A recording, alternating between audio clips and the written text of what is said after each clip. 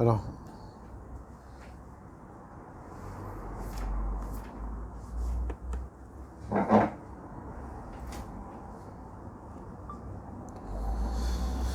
donc on commence le Bet Yosef, Siman Shin Bet, Saïf Gimel. Donc je commence en haut dans le tour.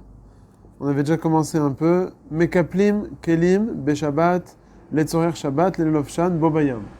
Donc Mekaplim, c'est-à-dire plier. On a le droit de plier des habits pendant Shabbat si c'est pour le Tzorer Shabbat, c'est-à-dire si on va les réutiliser Shabbat. Lelofshan, Bobayam. Parce que si c'est pour les utiliser dans la semaine, alors c'est ce qu'on appelle un problème de achana. Tu n'as pas le droit de plier des habits lorsque c'est pour une utilisation pendant la semaine, puisqu'en fait tu te fatigues en fait pour quelque chose que tu vas utiliser pendant la semaine, donc c'est interdit. Vedavka. Pour l'instant c'est achana. Cette première phrase c'est achana. Ensuite, Vedavka be'adam echad aval bishne ben adam lo de'ave tikun tfet. Même lorsqu'on t'a permis, lorsque tu veux l'utiliser, réutiliser Shabbat, c'est seulement si tu vas le plier en étant une seule personne. Aval bishne ben adam, si on est deux à le plier, alors c'est interdit. Pourquoi? De'ave tikkun fait. Parce que c'est considéré comme un grand tikkun. Pourquoi c'est un grand tikkun? Parce que lorsqu'on va être deux, on va le plier d'une bonne manière, et donc ça va prouver en fait, tu vas faire quelque chose en fait qui est inutile pour le Shabbat. Et donc c'est considéré comme metaken mana. Tikkun fait, c'est considéré comme un metaken en fait. C'est une dérivée, on va dire, de Makeba Petit. C'est pas à son Minatora ici, c'est à son Midrabanan, lorsqu'on est deux personnes, mais ça rentre dans la catégorie de. Le pli se fait mieux, ça? Ouais, lorsqu'on est deux. Ouais. Lorsqu'on est deux, là, ça va mieux se plier. Le Mishnah Moura, il va même ramener que le plier sur la table, même avec une personne, c'est aussi interdit. C'est considéré comme deux personnes. Le fait de le mettre sur la table et de le plier bien, donc ça va être interdit aussi. Va filu be'adam echad, davka bechadashim. Dainu kol zman shelo ruchtsu. Et troisième condition, même lorsqu'on a permis avec une personne, c'est seulement lorsque le beged il est encore neuf. Pourquoi? Parce qu'on a dit que le tissu il est encore dur. Et donc comme il est encore dur, lorsque je vais plier, ça prouve que je ne vais pas faire ça en tant que tikkun. C'est pas un bon tikkun que je vais faire. Je ne suis pas intéressé, on va dire, par le tikkun, puisque de toute façon le tissu il est encore dur. Et quelle est la définition de Khadash? De'ainu kol zman shelo ruchtsu. Tout le temps que c'est pas passé à la machine ou bien en pressing. Ouais. Quatrième condition, ve levanim she'ana kipul metaknam kol kach. Donc davka si c'est un habit blanc. Donc lorsque c'est un habit blanc, alors le kipul qu'on va faire, donc le pliage qu'on va faire, alors il ne va pas vraiment être metaken. Pourquoi? On avait ramené le Meiri qui avait dit que pour les autres couleurs, lorsqu'on va le plier, alors ça va garder la couleur et ça va pas esquinter, la couleur elle va pas s'esquinter. Lorsque le beged il est blanc, alors on va pas voir vraiment un grand tikkun. Lorsque le beged il est de couleur, alors le tikkun il est plus important. Il va être plus mashmaouti. Donc le blanc, c'est plus calme. Ouais, le blanc c'est plus calme. Ça c'est les conditions pour permettre. Ah, donc s'il est blanc, c'est bon. Ok. Et cinquième condition, Veu she'en lo le'achlif, à condition qu'il n'ait pas de quoi changer d'autres habits. S'il a un autre habit à mettre, alors pourquoi tu le plies celui-là? Apparemment, c'est que tu veux éviter. En fait, tu es en train de te fatiguer en fait pour la semaine, puisque tu as de quoi mettre. Tu as d'autres habits. Et tu sais que tu veux le mettre par exemple après la sieste, mais cet autre habit. Si tu veux le plier celui-là, en fait, tu es en train de te fatiguer pour éviter d'ouvrir et de relaver, on va dire, un autre habit. Donc en fait, indirectement, tu te fatigues en fait pour éviter un travail pendant la semaine. Et donc voilà, le dernier tnaï, la dernière condition, c'est aussi un problème de achana. Si maintenant il a une chemise, alors on avait dit que donc elle est neuve, c'est dans le moudin. Ouais. Neuve et blanche. Ouais. Maintenant, troisième condition que je rajoute pour sa moutarde, il faut que j'ai pas de quoi être marlif. Ouais, tu n'as pas d'autre habit. Tu n'as pas d'autre chemise. C'est ta seule chemise. Si tu as une autre chemise, tu n'as pas le droit de la replier. Non mais on avait dit aussi qu'on doit la mettre sur Shabbat. J'essaie de comprendre le tuyau. J'ai une chemise, je vais la plier. Mais je la plie parce que je vais la remettre après quand je vais me réveiller. Ouais. D'accord, je fais la sieste, j'enlève, mais je vais la plier. Donc je vais la remettre On se dit non, ne remets pas celle-là parce que tu en as une autre dans ton placard. Pas ne remets pas celle-là. Ne la replie pas Oui, ne la bien replie pas celle-là. Ne la plie pas celle-là parce que tu en as Parce que tu en as dans le placard. J'ai envie de la remettre celle-là, elle est encore bien, mais je la plie pour. Alors celle-là, tu dois pas la plier. Parce que de la plier, ça va montrer en fait que tu vas être toréar pour quelque chose que tu vas mettre bientôt. Pourquoi tu veux la plier? Pour pas qu'elle s'esquinte. Je suis istani, je veux que ce soit. Oui, pour pas qu'elle s'esquinte. Voilà. Ok. Mais De attends, de toute façon, cette chemise, elle va terminer à la machine. Quoi qu'il arrive à Motzei Shabbat, elle va terminer à la machine. Donc maintenant, le fait que tu la plies, en fait, qu'est-ce que tu es en train de faire? Tu es en train de dire, tu sais quoi, plutôt que d'utiliser une autre chemise, alors qu'est-ce que tu veux faire? Tu la prends, cette chemise, tu la plies bien, celle que tu as utilisée, tu la plies pour éviter, en fait, de salir une autre chemise. Alors là, on te dit, c'est en plus. C'est en fait, tu es toréar pour éviter un travail Motzei Shabbat. Donc le sûr que ce soit moutard, c'est kimat pas possible. Par exemple, le talit gadol, voilà, c'est le talit gadol. Ou bien, par exemple... Le talit gadol, on va le remettre, il n'y a plus de filet après. Ah bah oui, ça, mitzat sheni, de toute façon, c'est à source. C'est pour ça qu'il faudra voir les différentes conditions pour pas mettre. Non, de toute façon, ça va être à source. Donc il n'y a aucun kimat, aucun truc que tu peux payer, on peut payer Shabbat. C'est tu prends un siour. Ou bien, si c'est par exemple une chemise spéciale, je sais pas, avec un col, avec une décoration, que tu n'as pas d'autres... Donc on a un article, d'accord. Ouais, mais si c'est Behemet, tu as d'autres habits. Si vous mettez celle-là pour Shabbat, après il n'y a que celle-là pour Shabbat. Ah, c'est une habit réservée pour Shabbat. Donc mais ça t'en as pas une deuxième, ça s'appelle t'as pas une deuxième. Non, alors ça, dans ce cas-là, c'est voilà, c'est le cas. Mais si t'as d'autres chemises blanches, quelqu'un Moi, par exemple, j'ai que des chemises, c'est toutes les mêmes. Ouais. En semaine ou pas en semaine. Donc moi, ces chemises-là, d'après ce qui est marqué ici, on n'a pas le droit. De bien la plier, encore une fois. Parce qu'on a dit, il n'y a pas de issour, il ne faut pas d'afka la mettre en boule. Tu peux la mettre sur une chaise et tout, parce que c'est... Sur un cintre, ouais. Tout le problème, c'est de les plier vraiment sur les plis. Qu'est-ce qui replie une chemise? C'est rare. C'est ça qu'on te dit. Justement, si tu c'est ça la tircha, là on peut bien comprendre. Qu'est-ce que tu es en train de chercher là, de bien replier sur les plis alors que tu as d'autres chemises? Tu es en train de te fatiguer là, ça va te prendre 3 bonnes minutes, alors que tu peux éviter ce travail qui est inutile. Donc c'est tircha chez les tzorech. Mais si je replie comme ça, très rapidement, je replie. Ça on avait dit la dernière fois. C'est comme le talit. Ça aussi c'est un chidouche qu'on a vu dans le Sefer Ochot Shabbat, qui avait dit que non seulement on a le droit de plier pas sur les plis exacts, comme c'est marqué dans la suite, que si tu le plies dans le Bet Yosef, si tu le plies à l'envers, on avait dit chez l'Okikipulo Arishon. Alors on avait dit que c'était moutar. Et de dire là-bas dans le Chot Shabbat, l'avdafka à l'envers, même si tu le plies à l'endroit, mais pas vraiment exactement sur la ligne. Ok, ça c'est un. Ou bien même si c'est sur la ligne, mais tu le plies rapidement, le talit par exemple, tu as envie de le plier rapidement pour le remettre dans la pochette. C'est pas vraiment que tu es intéressé à ce que ce soit les fachettes kmatim. Donc là, dans ce cas-là, ça va être moutar. Donc en fait, cette halakha, elle n'est pas vraiment... D'après ce qu'il nous explique, en fait, le Chot Shabbat, il a vraiment élargi le éther. Il a dit que, bon, le plier pas dans les plis, ça c'est connu de tout le monde. Non, moi je plie toujours à l'envers. Non. Mais de le plier, lui là-bas, il a le mechadesh, que même si tu le plies sur les plis, mais c'est dans le but juste de le ranger dans le rangement. Mais après tu as repli après Shabbat? Non. Donc, Non. Tu mérites. Si c'est un Shabbat, t'as dit que pour Shabbat, donc c'est quoi? Tu mérites pour Shabbat. T'as pas de problème. Non, même si c'est pas pour Shabbat, même si c'est pour Yom Chol. Tu es en train maintenant de le plier, mais tout le issour, tu dis, c'est quoi le truc? C'est que... Ah, mitzad achana. Ouais. Ok. Non, moi je te parle mitzad le tikkun. Tu sais, un mitzad le achana, oui, c'est sûr que ça va être un problème. Moi, lui, intéresse pas mal. Moi, je sais pas, moi, on avait appris qu'il n'y avait pas le thème parce que. Ah non, attends, je réfléchis. Vadaï. Si c'est chez l'Okekipulo Arishon, on va voir dans le Mishnah Berurah, alors c'est moutar afilo chez l'Oletzorech Chol. Parce que ce qu'il faut savoir, le din de Achana, ça on va introduire aussi, tout ce qui est assourd d'être mechin mi Shabbat l'Echol, c'est lorsque je fais une préparation donc du Shabbat au Chol, dans le cas où, dans la melacha que je suis en train de faire, il y a un tikkun. Il faut 2 conditions. Il faut qu'il y ait une tircha et un tikkun. Je fais une fatigue quelconque, et à part ça, il y a un tikkun. Par exemple, dans notre cas à nous, je suis en train de plier dans le sens inverse, il y a une tircha, d'accord? Mais il n'y a pas de tikkun. C'est pas Metoukan. Donc là, on va voir que le Chaya Adam il est Mahmir, avec le Mishnah Berurah il est Meken, il te dit que si tu le plies chez l'Okeseder Kipulo Arishon, il dit le Mishnah Berurah, Afilo Letzorech Chol, c'est moutar. Ah, pourtant tu vas faire Achana, il n'y a pas les 2 Tnaïm. Il faut et tircha et tikkun. Et d'après le Chot Shabbat. Ah, pareil aussi. Si tu le plies comme ça, à la va-vite, ça prouve que ce que tu es en train de faire ici, c'est pas vraiment un tikkun. Donc c'est pas un mukdar comme un tikkun. Donc il te dit là-bas, c'est mutar afilo chez le. C'est pas sur le pli. Tu n'es pas en train de prendre ton temps, tu appuies sur les côtés, machin, et tu On vois. veut quand même que ce soit bien. Malgré ça, on veut quand même que ce soit bien plié. Moi, je veux que ce soit bien plié. Je veux pas que ce soit parce que je le mets qu'une fois dans la semaine. Ouais. Et j'ai pas envie que je le ressorte soit complètement.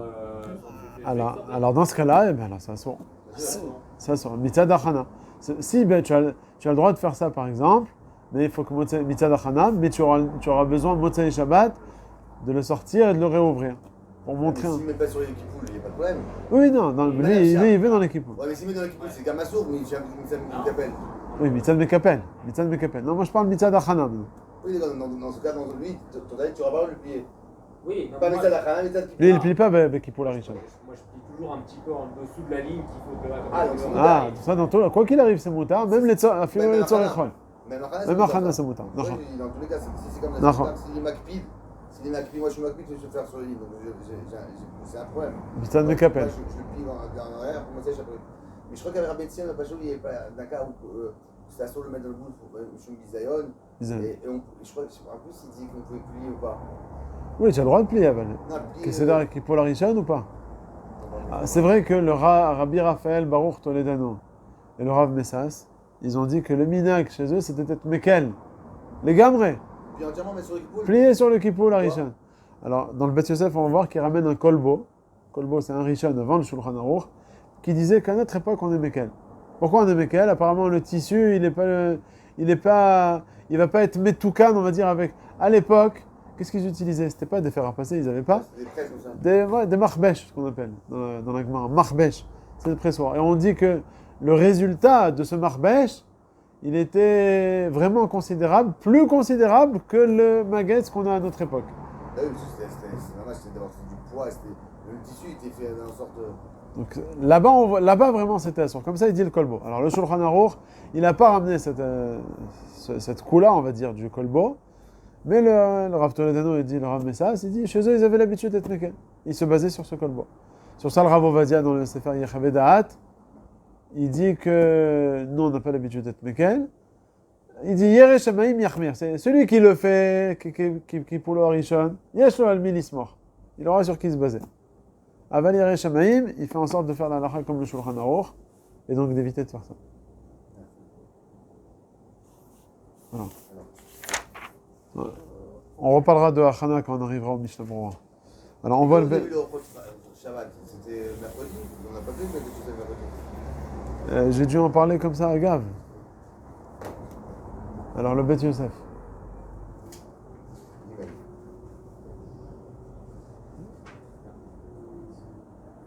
Le Gimel, vous l'avez? Mekaplin, Kelim, Beshabbat. Les Tzorer Shabbat. Donc ça, c'est les paroles du tour.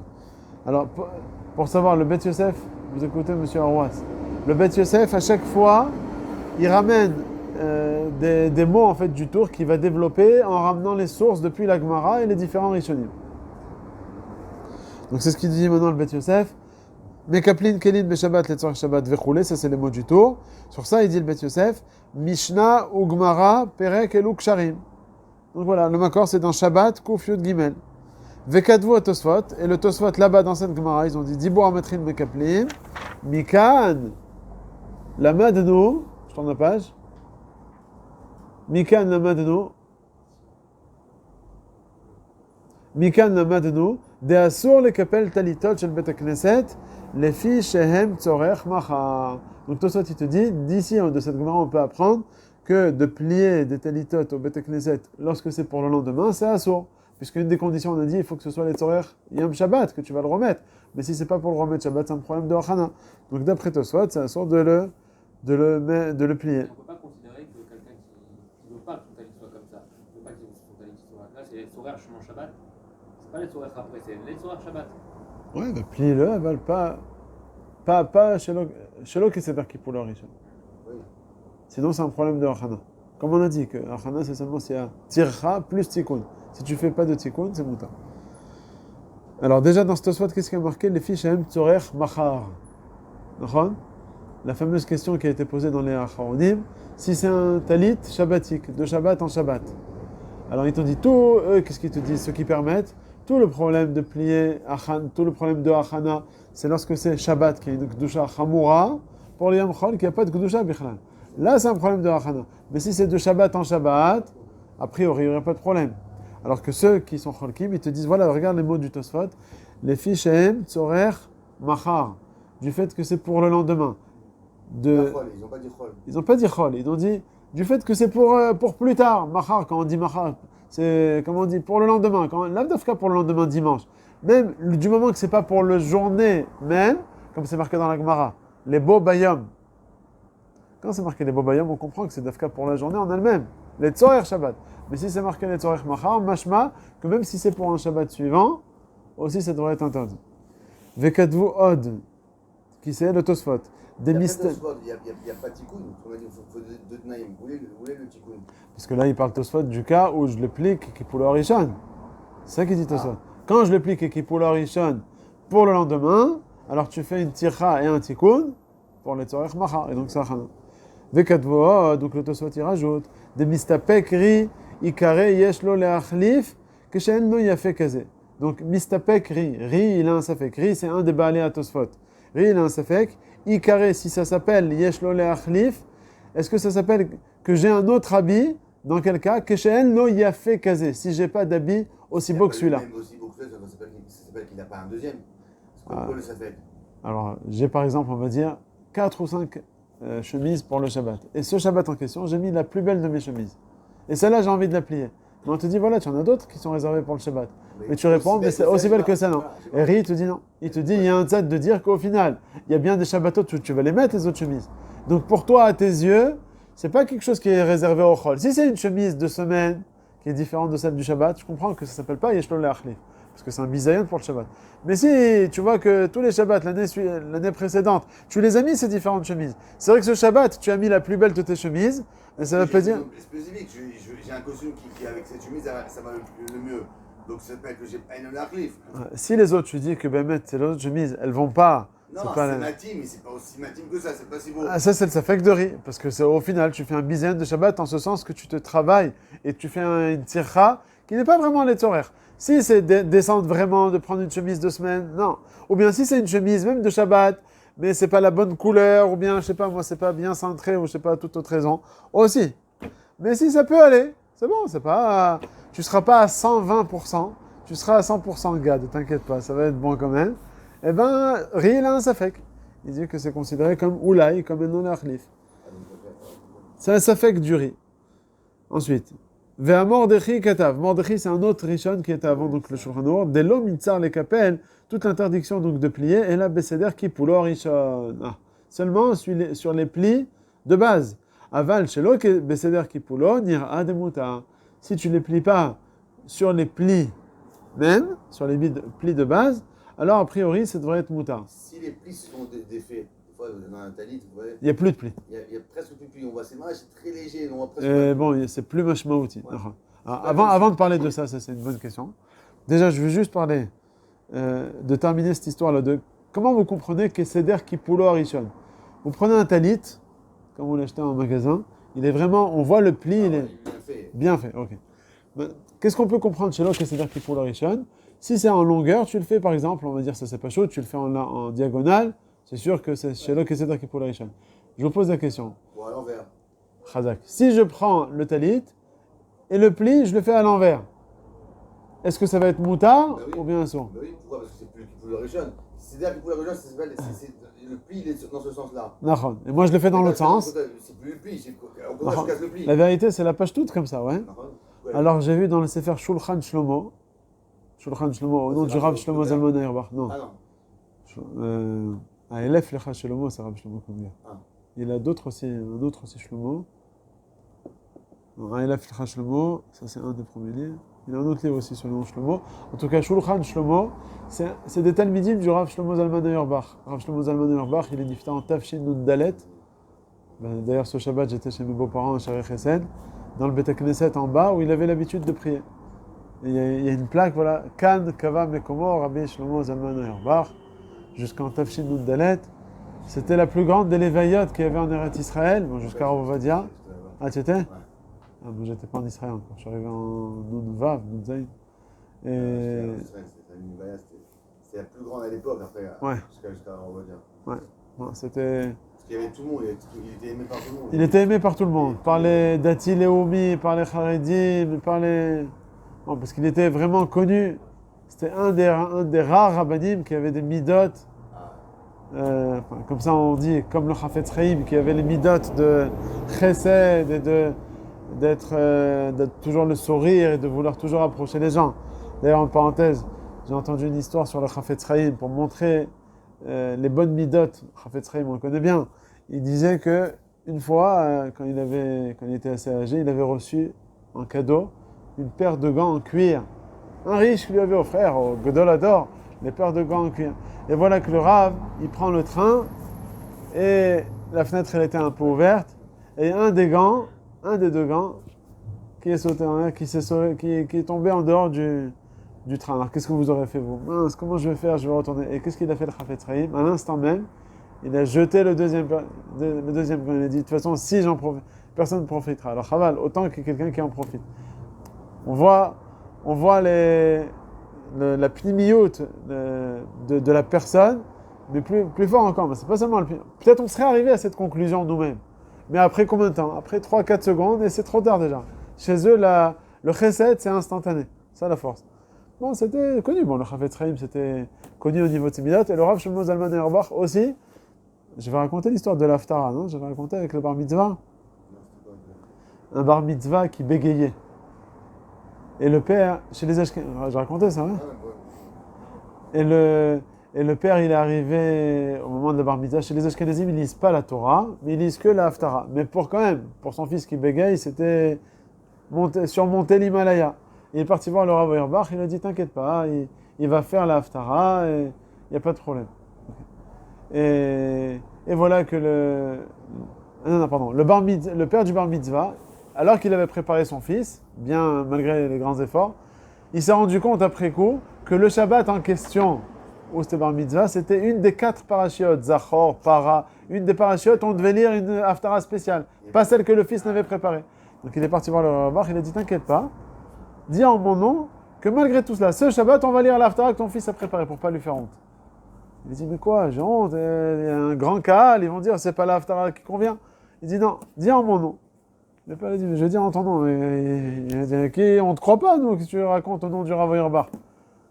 Et voilà, c'était une bar mitzvah, j'avais dit à Sanedria, à Yerushalayim. Alors que le Rav Auerbach, il habitait justement à Shaarei Chesed, à côté de Rechavia. À pied, c'est à peu près 3/4 d'heure. Surtout à son âge, je pense que c'est un peu plus. Et voilà que le Shabbat matin, qui arrive dans le Beth Knesset de Sanedria, c'est le Rav Auerbach. Birvodo Vatzmo, il dit je dois obligé de venir faire la tefila avec lui pour montrer comme quoi j'ai bien donné ce psaque. C'est la force de ces rabbanim. Alors lui, qu'est-ce qu'il a donné comme psaque à propos de Kippour Rishon? Il a dit un chidouche. Bon, je sais pas, j'ai pas vu ça écrit ailleurs. Il a dit non seulement lorsque tu le plies dans la diagonale, ça s'appelle pas Kippour Rishon, mais même si tu le plies... Par contre, si tu le plies à l'envers, ça s'appelle encore Kippour Rishon. Pourquoi? Parce qu'au final, c'est le même Kippour. Alors c'est vrai qu'à cet endroit-là, ça va pas être exact. Parce qu'il te dit que le problème ici, c'est quoi? C'est les fachettes akmatim, c'est les plis qu'il peut y avoir au niveau du tissu. Alors, si dans les extrémités, tu l'as plié à l'endroit ou bien à l'envers, au final, comme toi, tu as tes références. Alors, ça va t'aider à, on va dire, comme tu es, on va dire, dans le bain du pliage, alors ça va t'aider à être mes fachettes akmatim. Comme ça, il dit, bon, je sais pas, la vérité, l'Ozachit il est je sais pas, c'est Talmidim qui ont dit ça en son nom. C'est bizarre parce que... C'est pas la page toute, on va dire. La page toute, c'est que du moment que tu changes les plis, c'est pas à l'endroit, c'est moutarde. Ouais, c'est... Et lui d'abord, lui, c'est quand est-ce que c'est moutarde quand je plie le rad? Ou bien non, comme il a dit par exemple, 1 centimètre en dessous, au-dessus, ou bien quand chacun en diagonale, mais bon, ça c'est sûr, mais en tout cas, tu ne suis pas le pli exact. On continue. Vekatouf bakolbo, voilà le fameux kolbo que j'ai ramené tout à l'heure.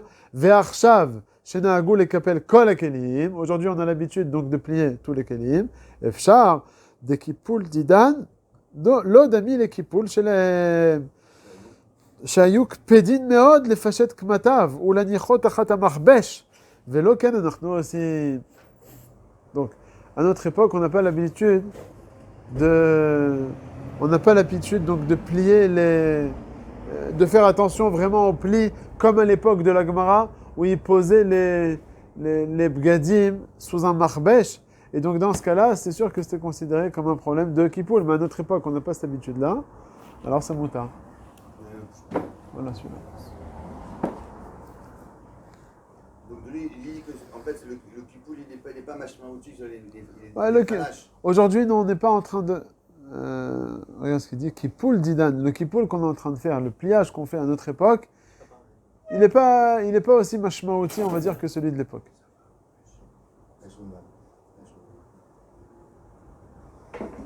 Donc, Comme un c'est un pressoir. Ouais, c'est un pressoir. c'était comme une plaque en haut, une plaque en dessus, et il mettait comme ça. Ouais, je suis dans les recettes. C'est ça que j'ai demandé. Non, je me suis oublié. Je crois que je suis resté même pas 1h15. J'ai la peau blanche. Voilà, j'ai l'habitude. Ok, voilà. Donc là, on a fini l'histoire du Kippoul dans le Beth Yosef. On va prendre peut-être plus tard, tout à l'heure, lorsque tout le monde reviendra dans le Mishamroa. On va continuer maintenant, on a encore du temps, dans le Beth Yosef. Mais dans le Beth Yosef, on ne continue pas le Seif Dalet. J'ai demandé si on peut faire une petite parenthèse dans le Siman d'avant, Siman Shin Aleph. Parce que là-bas aussi, on parle des Bgadim. Est-ce qu'on a le droit de les déplacer lorsqu'ils sont pleins d'eau, pleins de rosée? Attends, il pleut ou quoi? Ouais, donc en fait, on va dire, c'est le Hemcher, en fait, la vérité du Seif Aleph. En fait, qu'est-ce qu'on a vu dans le Siman Shin Bet? Dans le Siman Shin Bet, on a vu, dans le Seif Aleph, on a vu un habit sur lequel c'est tombé de la rosée ou de la pluie. Et sur ça, en fait, ça va revenir les halachot qu'on va voir dans le Siman Shin Aleph. Ouais. Après le Siman Shin Bet, Seif Bet et Seif Gimel, c'est retirer les petits morceaux de tissu, là, les petites boules, les petits morceaux de fil, c'est Makeba Patish. Gimel aussi, c'est plier un habit, c'est aussi Makeba Patish. Là, ce qu'on va voir dans le Siman Shin Aleph, on aurait dû le faire en fait après le Seif Aleph, mais bon, comme on avait déjà commencé, alors... Gimel Dalet, ça va ensemble aussi, non? Marbesh. Marbesh, nachon. Mais ça revient plus sur le client en lui-même, sur le pressoir en lui-même. C'est pas sur le beged. Donc en fait, à la fin, Saïf Memhe, Mamage 2 pages avant. Memhe, à la page Resh Nun Bet. Vraiment sur la fin du Siman. Le Siman Shin Aleph, c'est un des plus grands Simanim de Halachot de Shabbat. C'est le Siman de la Hotza. Sortir avec des choses dans la main. Tu l'as, page Resh Nun Bet? Alors, dans le tour, vous l'avez? Memhe. Mi Shenashru Kelav. 2 lignes avant la fin. Mi Shenashru Kelav, tu l'as ici? Oui. Alors, Mi Shenashru Kelav Bamaim. Olech Bahen Ve'eno Choshesh Sheme Yavo Lidei Shrita. Donc si quelqu'un est en train de marcher dans le Reshut Harabim, et puis voilà qu'il lui tombe, alors il lui tombe de la main, il y a 2 explications. Il y a 2 explications dans les Mefarshim. Est-ce que l'habit lui est tombé de la main, ou bien l'habit il était encore sur lui, et il y a eu plein de pluies qui sont tombées sur lui. Ça peut se lire de 2 manières, Mishenashru ou Mishenishru. Quelle différence? Si tu dis Nashru, c'est que l'habit, il est tombé. Nafal. Nashru comme Nafal. Ou bien Mishenishru sont tombés sur le Beged. C'est quoi? La pluie. Donc il y a 2 manières de le lire. Et là, dans le tour, là, il n'y a pas vraiment de gilouille. Comment est-ce que lui, il est gorès? Dans le bar, il nous dit, il est mistapek. Au début, il veut dire dans le tour que c'est les habits qui sont tombés, mais après il revient et dit c'est possible aussi d'expliquer que c'est la pluie qui sont tombés sur son habit. Quelle serait la différence entre les 2 explications? La première explication, elle te dit, ouais, mais où est-ce qu'il y a plus de chidouche, on va dire? Là, qu'est-ce qu'on est en train de te dire? Que si l'habit, il est tombé dans l'eau, on va commencer, il a le droit, olech baen, il a le droit de le prendre et puis de continuer en marchant. Ve'eno choshesh sheme yavo lidei shrita. On n'est pas choshesh qui va arriver à être sochet. Ça, c'est ce qui est marqué. Ça, c'est le plus grand chidouche. Donc, j'aurais pu croire que tout ce qu'on t'a permis, c'est seulement lorsque tu es déjà lavouche avec, que je ne l'ai pas dans la main, que dans ce cas-là, tu te dis, tu n'as pas le choix, ou bien il n'est pas dans ta main, et que dans ce cas-là, on te dit de continuer à marcher. Mais dans le cas où il est tombé par terre, j'aurais pu croire que quoi? que le fait de le reprendre, tu vas arriver à le presser. Alors, on te dit, d'après celui qui goresse Mishen Ashro, que même ce cas-là, il est permis. Okay, donc ça, c'est la différence entre les deux manières d'expliquer. Donc c'est une Gemara. C'est une Gemara, ça. Alors, je reprends le tour. Mishen Ashro Kelav Maïm. On va commencer, nous, en expliquant. Il n'a pas envie de le presser. Je ne dis pas que peut-être qu'il aurait. Parce qu'il dit Shema Yavo l'idée Srita. D'accord. L'idée Srita. Mais si le vêtement il est par terre et que je dois le porter, une des réactions c'est de le presser. Il va pas Je ne vais pas le mettre. Non, il va pas le mettre. Ou même s'il peut le mettre. Ah bah, pourquoi il le ramasse là? Ouais, il le ramasse parce que bon, il veut le prendre, il ne veut pas le laisser dans la rue. Parce que il a une veste dans sa main et il tombe dans la boue. Il la ramasse, mais c'est pas pour ça qu'il va la porter. Oui, il peut la porter en tout cas, il n'y a pas d'interdiction de la porter. C'est moi ce qu'il demande ici, c'est pourquoi il ne serait pas amené à la presser. Pourquoi il n'est pas rochèche? Alors, il y a plusieurs manières d'expliquer ça. Comment ça se fait mettre qu'on n'est pas rochèche? Comment le tour il nous dit qu'on n'est pas rochèche qui va arriver à presser? Soit qu'on te dit que c'est tombé, pas dans une flaque d'eau, mais dans un petit peu d'eau. Donc quand ça tombe dans un petit peu d'eau, on n'a pas de rachage de Shemei Avolisrot. Des fois ta chemise, il y a de l'eau qui tombe dessus, et certes, tu n'es pas en train de la presser. Lorsque vraiment elle est bien imbibée d'eau, vraiment beaucoup d'eau, là tu la presses. Mais lorsqu'il y a un petit peu d'eau qui tombe dessus, on n'est pas roché chemise. Donc on explique le tout, pardon. Dans le cas où c'est tombé dans un petit peu d'eau. S'il pleut beaucoup. Et puis, et quoi? Et c'est sur toi? Non, si sur toi, dans tous les cas, on permet. Il tombe dans une grosse flaque d'eau. D'après cette explication, ouais, ça serait interdit. Ça, on verra. Le Rama, il dit. Le Rama, on va voir. Le Rama, il dit que lorsque c'est Maïm Meroubim, il y a beaucoup d'eau, et ça tombe dans une flaque d'eau, c'est fichu. Alors, qu'est-ce qu'il faut faire? Pas seulement, tu peux pas le mettre, tu peux même pas le prendre. C'est Mouktsé. Qu'est-ce qu'on fait? Alors, sur ça aussi, il y a deux manières de... Soit tu amènes un copain à toi et vous le levez à deux, parce que le fait de le prendre à deux, alors chacun va rappeler l'autre, ils ne vont pas arriver à faire de Issur. Dans la Gemara, c'est marqué Asara mevi Adam anuntit mitor beto, mistapek baen, alédé Asara bene Adam. Avec, anuntit, c'est une serviette. On peut prendre une serviette, s'essuyer, si on est parti au mikvé ou voilà, je sais pas où, et la ramener chez soi, bien qu'elle ait imbibé de beaucoup d'eau, avec Asara bene Adam. Il faut qu'il y ait 10 personnes qui attrapent la serviette. Comme ça, les 10, chacun il va rappeler l'autre. Alors, il y a une marque dans les poskim, lorsqu'on parle de Asara ben Adam, c'est Davka Asara, mais si on est 9, c'est fichu. Là, Skama des poskim, c'est de dire que le Rav des poskim, ils disent que quand il y a marqué Asara, c'est l'Av Davka. Même si c'est 2 personnes, ça suffit. Un, il va rappeler l'autre. Donc, la seule manière de pouvoir le récupérer, cet habit qui est tombé dans une grande flaque d'eau, c'est lorsqu'on est de le prendre à 2 personnes. Okay. Ou bien, le Mishnah il va nous ramener d'autres poskim qui te disent, même si tu es seul dans la rue, mais tu n'as pas d'autres personnes, tu n'as pas d'autres habits. Par exemple, c'est ta veste. Tu n'as pas une deuxième veste sur toi. Okay. Alors dans ce cas-là, tu as le droit de la ramasser parce que c'est ton habit. Si c'est ton habit, Bekitso, tu as le droit de le ramasser. Ok? Mais je suis pas projet s'il y a beaucoup d'eau. Alors dans ce cas-là, Itiru, Chachamim, ils n'ont pas été gozrim puisque c'est ça ton habit. Comme c'est ton... Si c'est l'habit d'un autre, Ça c'est sûr, si c'est l'habit d'un autre, ok, ça c'est encore plus calme. Mais même si c'est ton habit à toi, mais tu n'as pas d'autre habit à mettre, c'est-à-dire c'est ta veste qui est tombée, eh bien tu as le droit de la ramasser. Ah, tu n'as pas d'autre habit. Ok? Mais si tu ne veux pas la mettre. Si tu ne veux pas la mettre. Par exemple, j'ai chaud, je suis dans la rue, et bon, je tiens ma veste. Dans le cas où il y a l'eau. Et elle tombe dans de grosses flaques d'eau. Eh ben dans ce cas-là, ou bien tu la prends avec un chinouille. Tu la soulèves avec ton pied à 2, mais si imagine tu es seul, c'est fichu. Si tu es seul, tu la prends avec ton pied. En tout cas, tu ne peux pas l'attraper dans ta main. Parce que instinctivement, tu vas la presser. Ça, On n'a pas envie de mettre sur soi un habit qui est trempé. Non, mais lui, il parle du cas, il a la veste sur la main. Du cas où il est trempé l'habit, et on me dit c'est permis de le porter sur toi, tu n'auras pas de rachage, tu vas aller sur elle. J'ai pas envie de le porter quand il est mouillé, ça va me mouiller plus Non, tu n'as pas envie, mais ça sort de le presser, qu'est-ce que ça veut dire? Ouais, non, mais à ce moment-là, je ne prends pas. Parce que là, on ne pourra pas le porter. Oui, mais tu laisses ton habit dehors. Tu peux le porter. Tu laisses ton habit dehors. Tu laisses ta veste dehors. Qu'est-ce que tu vas mettre sur toi alors que tu n'es pas toi, tu sais pas, tu vas te enlever de chez toi ou bien. Je ne sais pas dans quelles conditions. Tu mets un habit mouillé sur toi. Ça sort.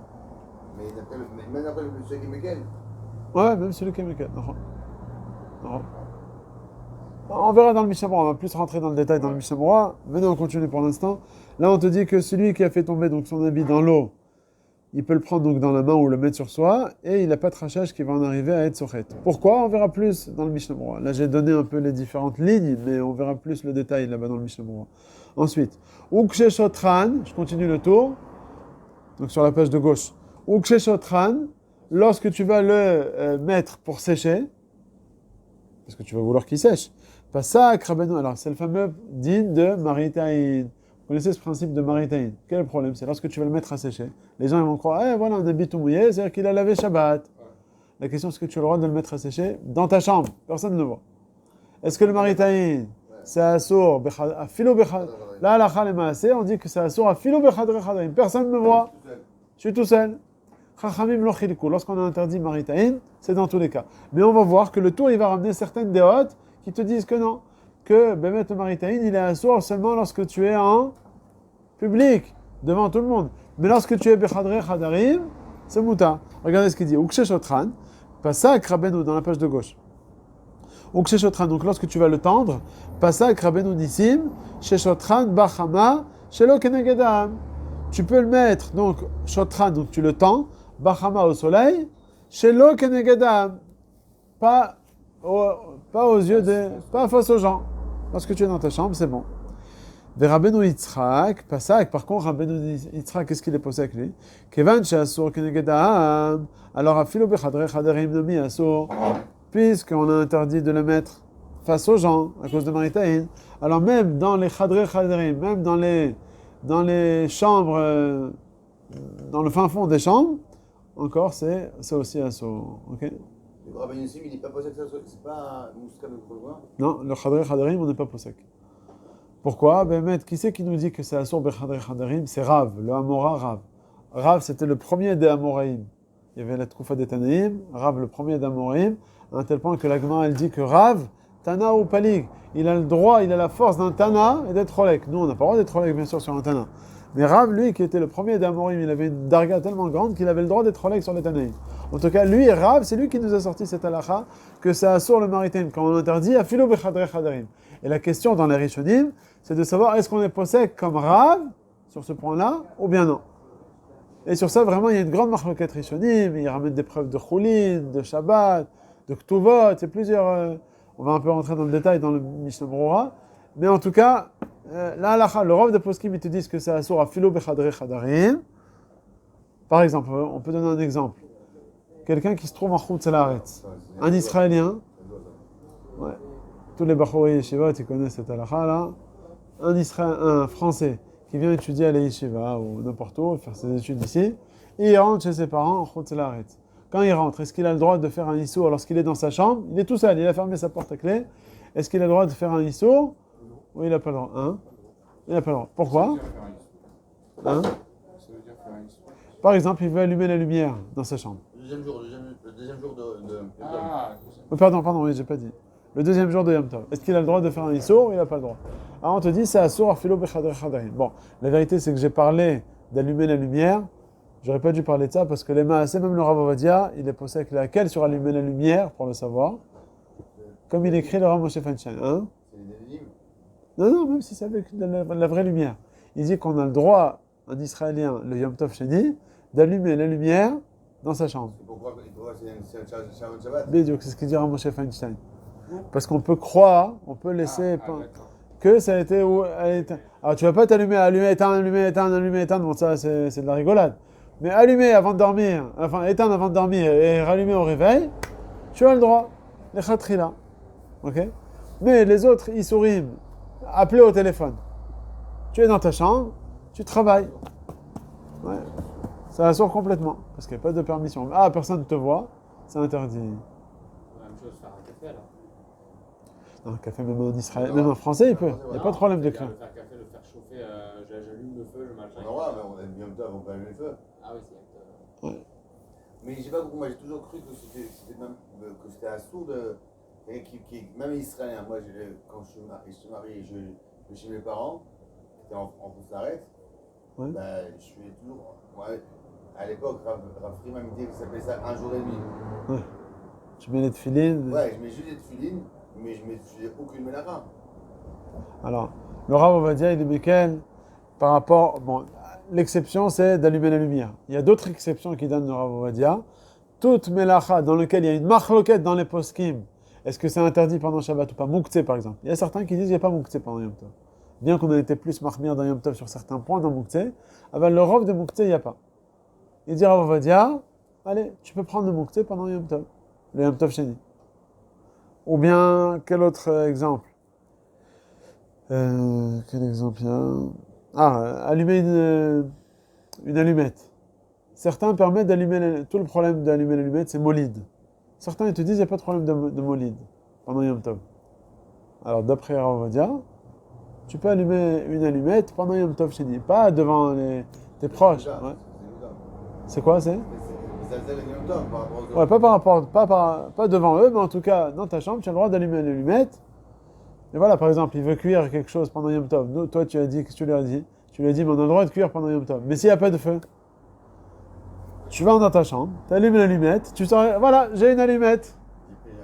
D'où je l'ai pris, c'est tombé du ciel, je sais pas. Et après, tu vas allumer ton gaz et tu fais ton repas. Donc, il donne comme ça, le Rav Ovadia. Et la femme qui avait besoin de feu, elle pourra utiliser ce feu? Ouais, bah oui. C'est permis. Donc, ça, c'est le clal qui nous donne Rav Ovadia. Soit que c'est quelque chose sur lequel c'est une marloquette pendant Yom Tov, soit c'est un din dans lequel on peut penser que tu l'as fait de manière éterne. Ok? Par exemple, nous, ça nous arrivait souvent. On rentrait, nous, à Kisar Hamim surtout, on rentrait pour Yisro Chag. Donc, à Motsae Yom Tov Sheni, déjà, pendant Yom Tov Sheni, on commençait à préparer nos valises. On n'avait rien à faire. Préparer nos valises. On avait le droit, pas en préparer. Est-ce qu'on avait le droit de préparer les valises ou pas? Qu'est-ce que vous dites là-dessus? Je suis Yom Tov Sheni. Et je le vole comme ça à 10h du soir, à la tête à Yom Tov. C'est Achana. Alors, c'est permis ou pas pendant Yom Tov? Non. Est-ce qu'il y a une manière permise? Non. Donc là, il faut savoir que faire un Issour des Rabbanan, c'était interdit pour nous de le faire. Ouais? Alors, j'introduis aussi tout ce qu'on va dire, c'est qu'il y a un fameux Tosfot dans Ktuvot qui nous dit, on va introduire aussi cette Gemara. La Gemara, elle dit, celui qui a, comment on dit le marzev en français, les gouttières. Et voilà que dans son égoutière, il y a des feuilles, il y a de l'herbe comme ça qui a poussé. Et puis l'eau, elle ne peut plus passer. Alors, le fait d'enlever ces herbes-là, ça s'appelle être metaken. Tu vas être metaken. Ouais. Comme il dira, on va dire, lorsqu'il y a une stima, il y a une... je parle le mot en français, moi. C'est bouché. Dans les toilettes ou bien dans les... Qu'est-ce qu'on fait? Il dit que c'est assourd de déboucher. Parce que c'est metaken. À moins que quoi? Que ça peut sortir... que ça peut couler doucement. Là, on a le droit d'accélérer, on va dire, ce processus. Mais si c'est complètement bouché et c'est fini, on n'a pas le droit de déboucher ça. Le Rav Moshe Levi et les Mekel, bon, on aura l'occasion de parler de ça. Mais en tout cas, d'après le Rav Ovadia, c'est interdit justement à cause de cette Gemara. Lorsque j'ai une égoutière dans laquelle il y a de l'herbe qui a poussé, j'ai pas le droit, moi, et Shabbat, je vois que c'est complètement fermé, j'ai pas le droit d'enlever ces herbes. Okay. La Gemara, elle dit, mais d'un autre côté, moi, ça va me causer une perte d'argent. Ça peut causer une perte d'argent. On te dit, même comme Pseda, lorsqu'il y a une perte d'argent, on a le droit de monter donc sur le toit et avec son pied, d'écraser les herbes. Ah, mais ça s'appelle metaken, au final, tu es metaken, et c'est assourd.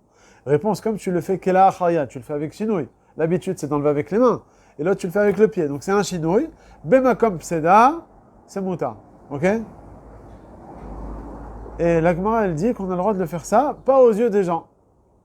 Tu te caches, tu mets un voile ou je sais pas quoi, et puis tu le fais. Et Tosfot, là-bas, dans Ktuvot, il demande, comment ça se fait que c'est permis, pas aux yeux des gens? Mais on est en train de voir ici, Rav, il nous dit que toute chose qui est interdite de faire, c'est interdit même au fin fond des chambres. Afilu bechadre chadarim. Comment on s'arrange avec ça? Tosfot, il te répond, non, il y a une différence. Si les gens, ils vont te voir, ils vont croire que tu as fait une melacha minatora, ça, c'est assourd de faire même dans le fin fond des chambres. Mais si le issour que tu es en train de faire, c'est qu'un issour des Rabbanan, alors c'est moutard. Par exemple, le cas où Tosfot, ils ont parlé de quoi? Ils ont parlé de Tosfot. Tu es en train de prendre un habit tout mouillé et tu es en train de le tendre. Les gens qui vont te voir en train de tendre cet habit-là, qu'est-ce qu'ils vont croire? Celui-là, il a lavé l'habit. Laver un habit, c'est quoi le issour? Minatora ou Midrabanan? Un issour Minatora. puisque les gens ils vont croire que là maintenant tu as fait un Issur Minatora, hein, alors tu n'as pas le droit de le tendre cet habit-là. Parce que les gens disent, ah, celui-là il a fait un Issur Torah. Par contre, dans le cas où les gens ils vont croire que tu n'as fait qu'un Issur des Rabbanan, alors là, dans ce cas-là, Chachamim, Tosfot, ils te disent qu'on a le droit de le faire en cachette. Et donc, il te dit, le cas de l'égoutière, là. Au pire, les gens, qu'est-ce qu'ils vont le voir faire? Écraser les herbes avec le pied. C'est quoi ce Issur? C'est des Rabbanan. Donc, comme c'est qu'un Issur des Rabbanan, Chachamim et Tosfot, ils te disent, c'est pas grave. Au pire, ils vont devoir faire un Issur des Rabbanan, c'est pas grave. Déjà, il faut qu'ils te voient. Et même s'ils vont te voir, c'est un Issur des Rabbanan, c'est pas grave. Alors, allumer un portable, c'est pareil. Chazak. Alors voilà, d'après ce Tosfot là, beaucoup de gens ont compris. Je me rappelle à la Yeshiva, il y avait un grand victoire. Allumer un portable, c'est qu'un histoire. Parler au portable, c'est que des histoires des Rabbanan. Donc d'après ce Tosfot, a priori, il n'y aurait pas le problème de Maritaïn. Réponse non. La kavanah de Tosfot, c'est de dire que lorsqu'il y a un histoire des Rabbanan, c'est lorsque c'est un histoire des Rabbanan que les gens vont croire que tu fais un histoire des Rabbanan. Mais en réalité, maintenant, qu'est-ce que tu es en train de faire là? J'ai entendu là ce qu'il a dit. Moi, j'entends pour le téléphone. Il a dit, alors, d'après ce Tosfot, on a le droit d'allumer un portable pendant Yom. Réponse, non. C'est que allumer un portable, tu fais un Issur des Rabbanan ou pas? C'est un Issur des Rabbanan. Alors que dans le cas de la Gemara, donc tout vote, là, ce que le Tosfot il parle, qu'est-ce qu'ils sont en train de parler Tosfot? Tu as les gouttières, tu écrases avec ton pied. C'est un Issur des Rabbanan? Oui. Mais là-bas, on t'a pas permis de craser comme ça. On t'a permis seulement lorsque c'est Makom Seda, lorsqu'il y a un F7. Que ce Issur des Rabbanan, en réalité, il est permis. Donc toi, lorsque tu es en train de le faire pendant Shabbat, écraser les herbes avec ton pied, c'est permis ce que tu es en train de faire ou pas? Oui, bah oui, puisque c'est Makom Seda. Pour moi, c'est Makom F7. Pour moi, c'est permis. Mais les gens qui vont me voir de l'extérieur vont dire, celui-là, il est en train de faire Issur des Rabbanan. Ils savent pas que j'ai Makom F7. Donc dans ce cas-là, on t'a permis de faire quelque chose qui est Bechadre Chadarim. C'est-à-dire, si maintenant je fais, on va dire comme ça.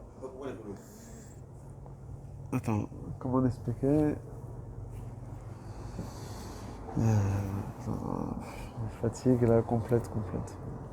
Jeudi soir, on a fait la veillée. Le lendemain, j'ai dormi à peine 2 heures. Hier, bon, j'étais Shabbat chez mes beaux-parents. On est rentré, on a dormi à 1h30 du matin. Et ce matin, je me suis levé à presque 6 heures. Et Shabbat, je pensais que j'allais me reposer. Et mon fils, subitement, il a eu des plaques qui lui sont allergiques, grande allergie. Apparemment, il a dû prendre des œufs ou du poisson. À 1h du matin, ma belle-mère m'a dit, écoute, tu peux pas le laisser comme ça, il faut que tu l'amènes à Terem. Elle est partie à Terem. On est rentré à 3h du matin. Et après, on s'est réveillé à 7h. Après-midi. Ouais, c'est ça. Et je disais à ma belle-mère, mais ça peut pas attendre jusqu'à 6h, 7h du matin. Elle dit, écoute, moi, j'aurais pas attendu. Je lui dis, bon, allez, on va les respecter, on va partir. Bon, alors, lorsque la personne elle est en train de faire un vrai Issur des Rabbanan, alors ça, dans tous les cas, on s'est interdit. C'est vrai que pour moi, Israélien, allumer un portable, en réalité, c'est permis. Mais pour un Français qui est là-bas, allumer un portable, c'est un Issur ce qu'il est en train de faire ou pas? Oui. Donc, cette chose-là, rayée. Par contre, l'histoire de l'égoutière, là, avec le pied, lorsque c'est un Makom F7. Pour moi, Israélien, aussi, c'est permis. Enfin, sur le papier. Mais même pour le français, ça aurait été permis. Dans mes conditions à moi. Dans mes conditions à moi de F7. Pour lui aussi, ça aurait été permis. Seulement lui, il pense pas que je suis dans les bonnes conditions. Lui, il va me voir faire quelque chose, il va comprendre que ce que je suis en train de faire, c'est un Issur des Rabbanan. Alors dans ce cas-là, on te dit que tu as le droit de faire ce Issur-là, Bechadre Chadarim, si toi, tu le fais dans les bonnes conditions. C'est... Les conditions de F7. Ouais. Quand en été Bémet, je fais quelque chose de moutard. Moi, je fais quelque chose de moutard, puisque c'est ma comme F7. Même un Yom Tov normal. Même quelqu'un qui est dehors aussi. Oui, pareil, bah, effectivement. En dehors, aux yeux de tout le monde, non, c'est vraiment F7. Si c'est un F7, moi j'ai le droit ou pas? Quand c'est F7, c'est moutard. Oui. Donc si c'est moutard, donc je le fais. De le faire, tu as le droit de le faire. Alors, maintenant, Aval aux yeux des gens, non, pas c'est Zizou le Shabbat. C'est un malasot. Ça, tu peux pas faire. C'est pas même comme F7 que tu vas faire ça sur le rond-point là devant tout le monde. Les gens disent c'est quoi ce Chilou le Shabbat là? Ils vont pas tous penser que c'est F7. Portable pour déplacer mon billet d'avion. Sinon je le perds complètement.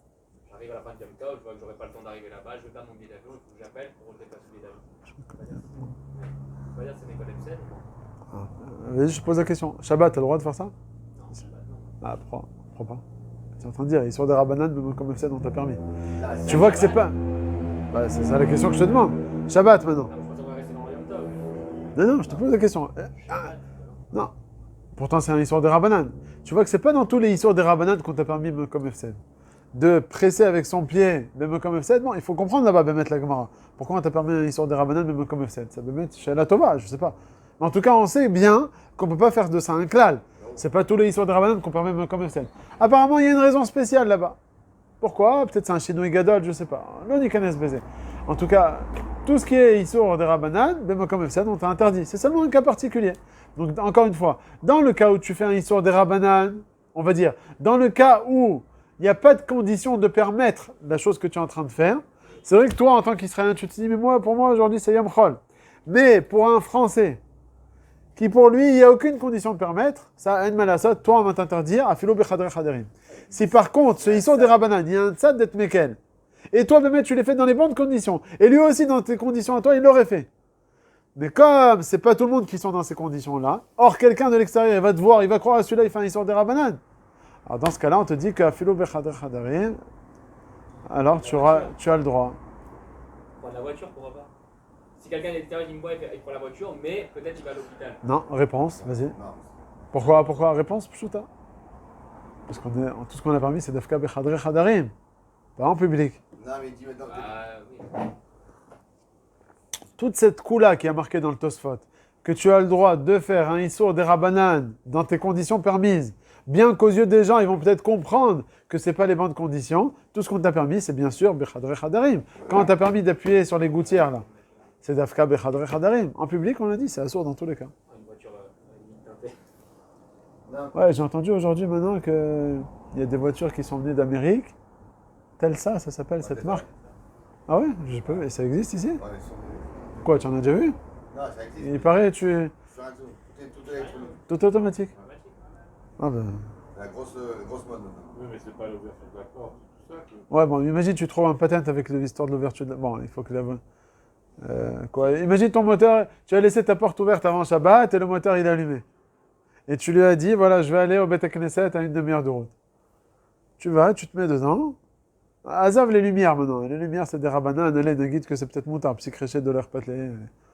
Il ferme la porte Ouais, t'es là, c'est et il se fait... Tout était informatique. Mais j'ai pas vu du tout ces voitures ici. Si, c'est très rare, ça coûte très cher là-bas. Mais Non, si, j'ai entendu mais que si, ça. Vous allez devoir s'y mettre là, parce que ça va arriver bien, c'est vrai. Ça va arriver très bientôt.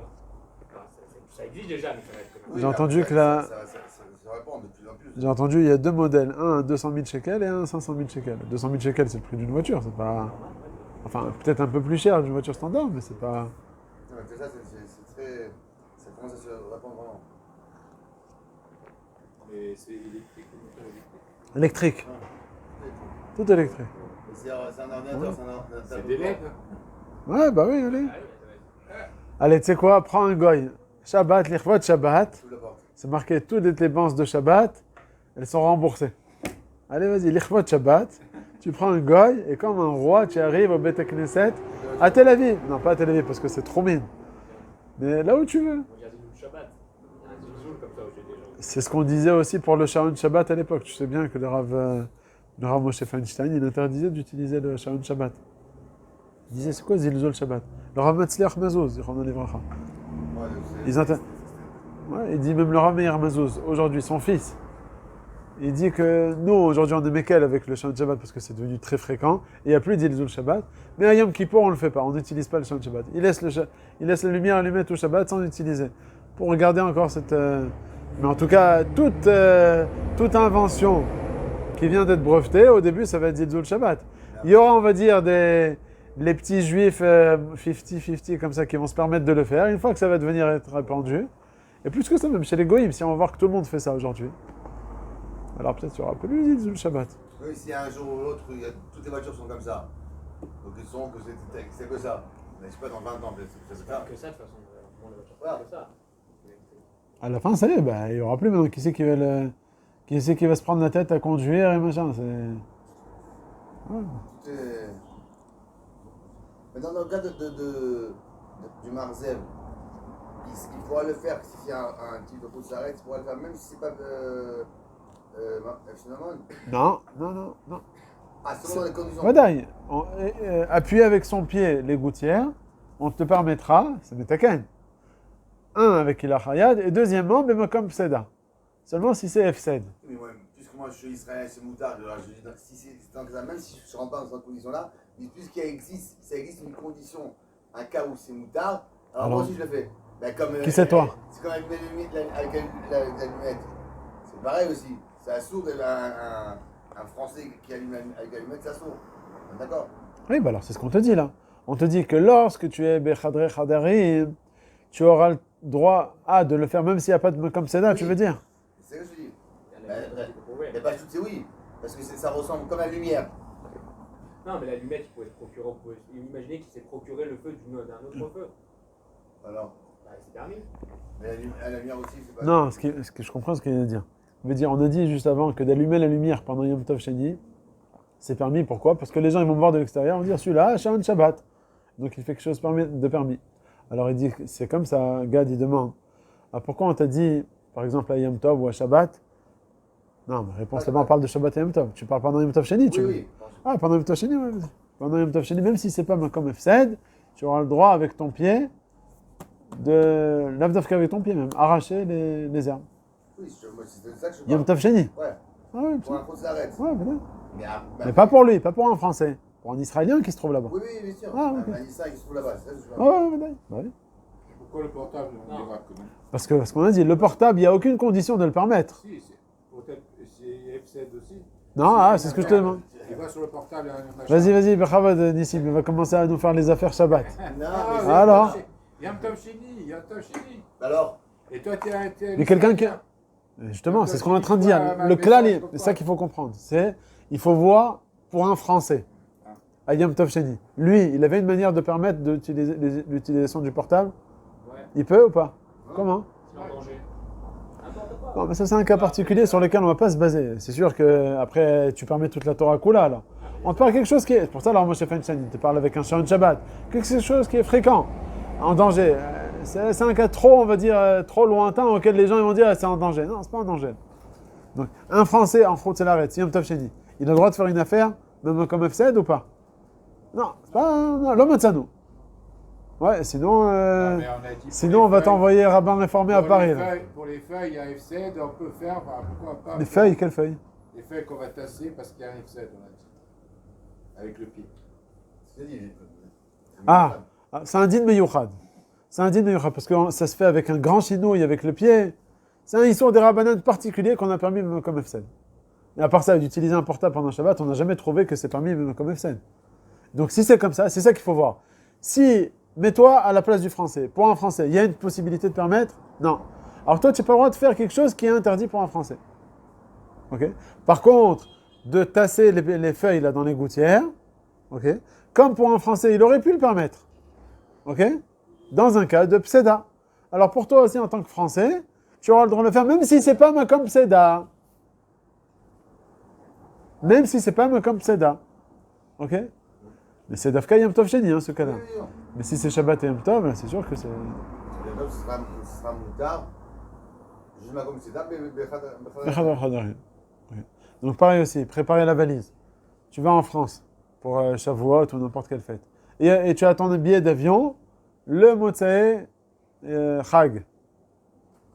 Et tu veux préparer tes avis, ta valise, pas avant la veille de Shavuot, mais le Yom Tov Sheni. Tu as le droit de les préparer en tant qu'Israélien, le Yom Tov Sheni ou pas?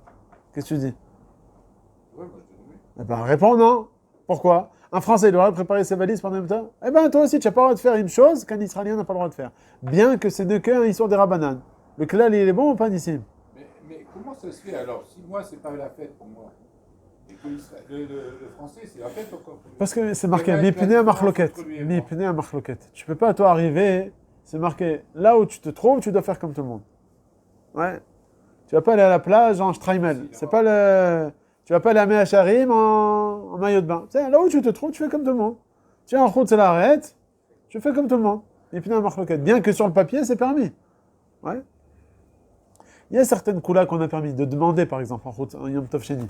Par exemple, des Français qui viennent, et ils viennent donc en Israël. Est-ce qu'ils peuvent demander? par exemple, mes beaux-parents, moi je me rappelle, au début de mon mariage, ma belle-mère, elle avait encore plein de petits-enfants. Et toujours, ils prenaient les billets d'avion pour le motzei, pour le soir de la fête, et de Yom Tov Sheni. Et maintenant, vas-y, il faut faire... Alors ma belle-mère, elle demandait à ma femme, Yom Tov Sheni, elle a dit, vas-y. Enfin, au début, elle ne demandait pas, jusqu'à ce que je lui ai dit que c'était moutard, elle a bien profité. Allez, vas-y. Toutes les machines, elle les faisait. Elle faisait toutes les machines. Parce que pendant Chol HaMoed, on ne faisait pas les machines. Alors, elle faisait 4-5 machines toute la journée du Yom Tov Sheni. Tout était lavé, blanchi, plié dans les valises à l'extérieur de la porte. Et tout était prêt. Et on a le droit. Donc, c'est une coula aussi qu'on permet pendant. Ok. Allez, on continue. Alors, puis les valises, donc c'est à jour, alors. Le Préparer les valises avant. Préparer les valises, ça c'est l'erreur que beaucoup de gens ont fait. Parce qu'ils ont appris ce Tosfot et ils ont mal compris le Tosfot. Dans le Tosfot, c'est marqué qu'ils te font la différence. Si les gens vont croire que tu fais un Issur Torah, c'est assour, Maritaïn.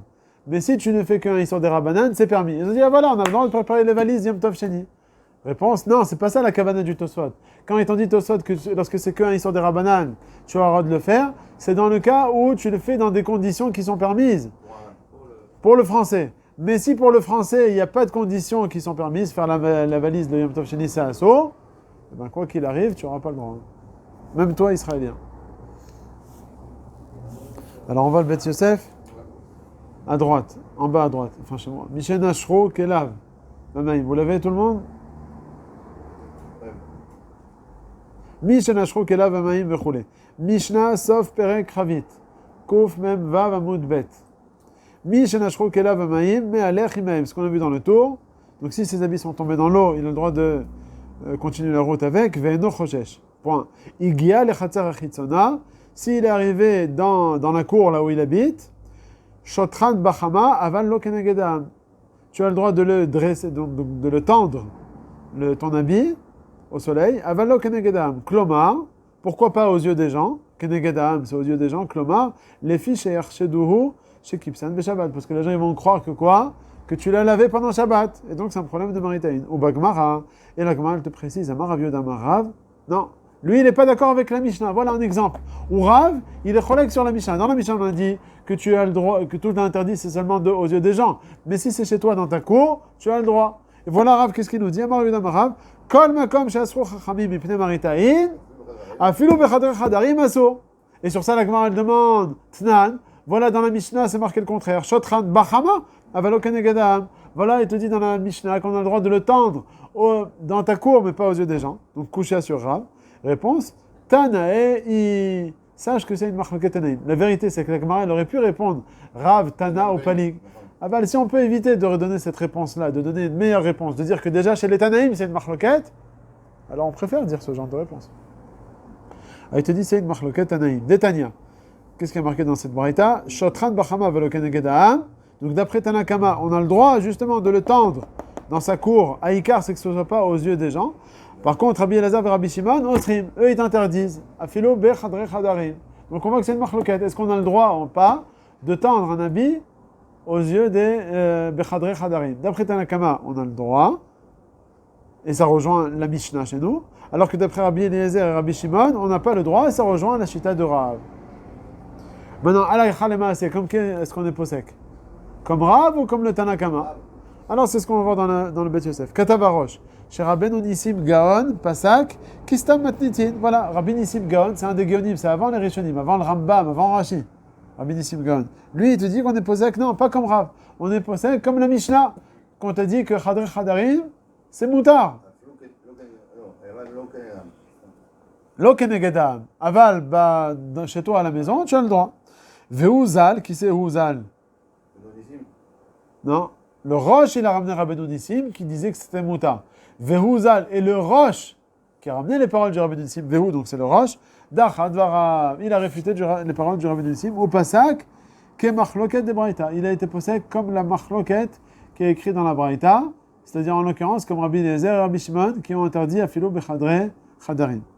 Pourquoi? Pour quelle raison il était posé comme ça? Kevan, de Kai, Rav, Kevate. Parce que Rav, il est possède justement les Achmir comme les Tanaïm de la Braïta, comme Rabbi Eliezer et Rabbi Shimon. Vechen, donc c'est qui ça qui a dit ça? C'est le Roche. Vechen pasak arif. Vechen da'at Rambam. Vechen da'at Asmag. Voilà, donc le Bet Yosef là, il nous prouve comme quoi le Rov de Rishonim, quand ils te disent qu'on est possédé l'achmir dans les Chadrei Chadarim. Ve'aran me perek kamad yom tov. Qu'est-ce qu'il nous dit le Ran? Amatnit inden molichim et sulam mi shovach le shovach. Alors c'est quoi cette Gemara là? C'est quoi molichim et sulam mi shovach le shovach? Le sulam, c'est l'échelle. Shovach, c'est une petite maisonnette dans laquelle on fait un gmar Pigeonnier. de Shiloh Haken. Quelqu'un qui a une cour, et puis il fait des petites maisonnettes dans lesquelles il attend, il espère qu'en fait les pigeons y rentrent, et puis ils vont faire leur kenim, ils vont faire leur nid. Et voilà que moi je suis en train de monter pour faire la mitzvah de Shiloh Haken. Allez, on y est dans le... Et il prend l'échelle, il passe l'échelle d'un pigeonnier à un autre pigeonnier. Est-ce que c'est permis ou c'est interdit? Parce que c'est marqué dans une autre Gemara dans Betsa que l'utilisation d'une échelle pendant Shabbat et Yom Tov, c'est interdit. Ouais. J'avais un voisin à moi, l'étage d'en dessous, moi j'habite au 4e. En dessous de moi, c'est au 3e. Bon, par rapport au niveau du sol, c'est on va dire 2e, 3e. Il s'est enfermé, je sais pas, il a oublié les clés chez lui à la maison. Bekito, je sais pas ce qui s'est passé, Bekito. Et il pouvait plus rentrer chez lui à la maison. Et ses enfants, il était à l'intérieur. Il a dit, c'est pas grave, je vais prendre l'échelle. Il est parti au Beth Knesset, ils ont une échelle là-bas pour arranger les lumières, une échelle qui fait 6-7 mètres de haut. Et il a mis l'échelle et il est monté. Moi, j'étais pas chez moi à la maison, mais après Shabbat, on m'a dit, enfin mes enfants ils m'ont dit qu'il a pris l'échelle et tout. Après, je suis parti le montrer. Dans la halakha, c'est marqué qu'on n'a pas le droit d'utiliser une échelle pendant Shabbat. Sauf si c'est une échelle de maison. Une échelle. Il y a ce canal, Non, alors ce qu'il fallait faire, il va demander, il se débrouille à... qu'est-ce qu'il fallait faire? Non, mais Vadaï, si c'est Sakana, c'était permis. Non, s'il y a personne à la maison, bien sûr, ça arrange. Mais Vadaï, les Vadaï. enfants, machin, Non, alors peut-être c'est ça. Peut-être les enfants, ils n'étaient pas dans la maison. Et ils voulaient juste rentrer pour... alors que sa belle-mère, elle habitait en face, ils pouvaient faire Souda Shlishit. Il n'y avait pas d'enfants, Vadaï. Si c'est Sakana, on a le droit même d'allumer le feu. Même des enfants...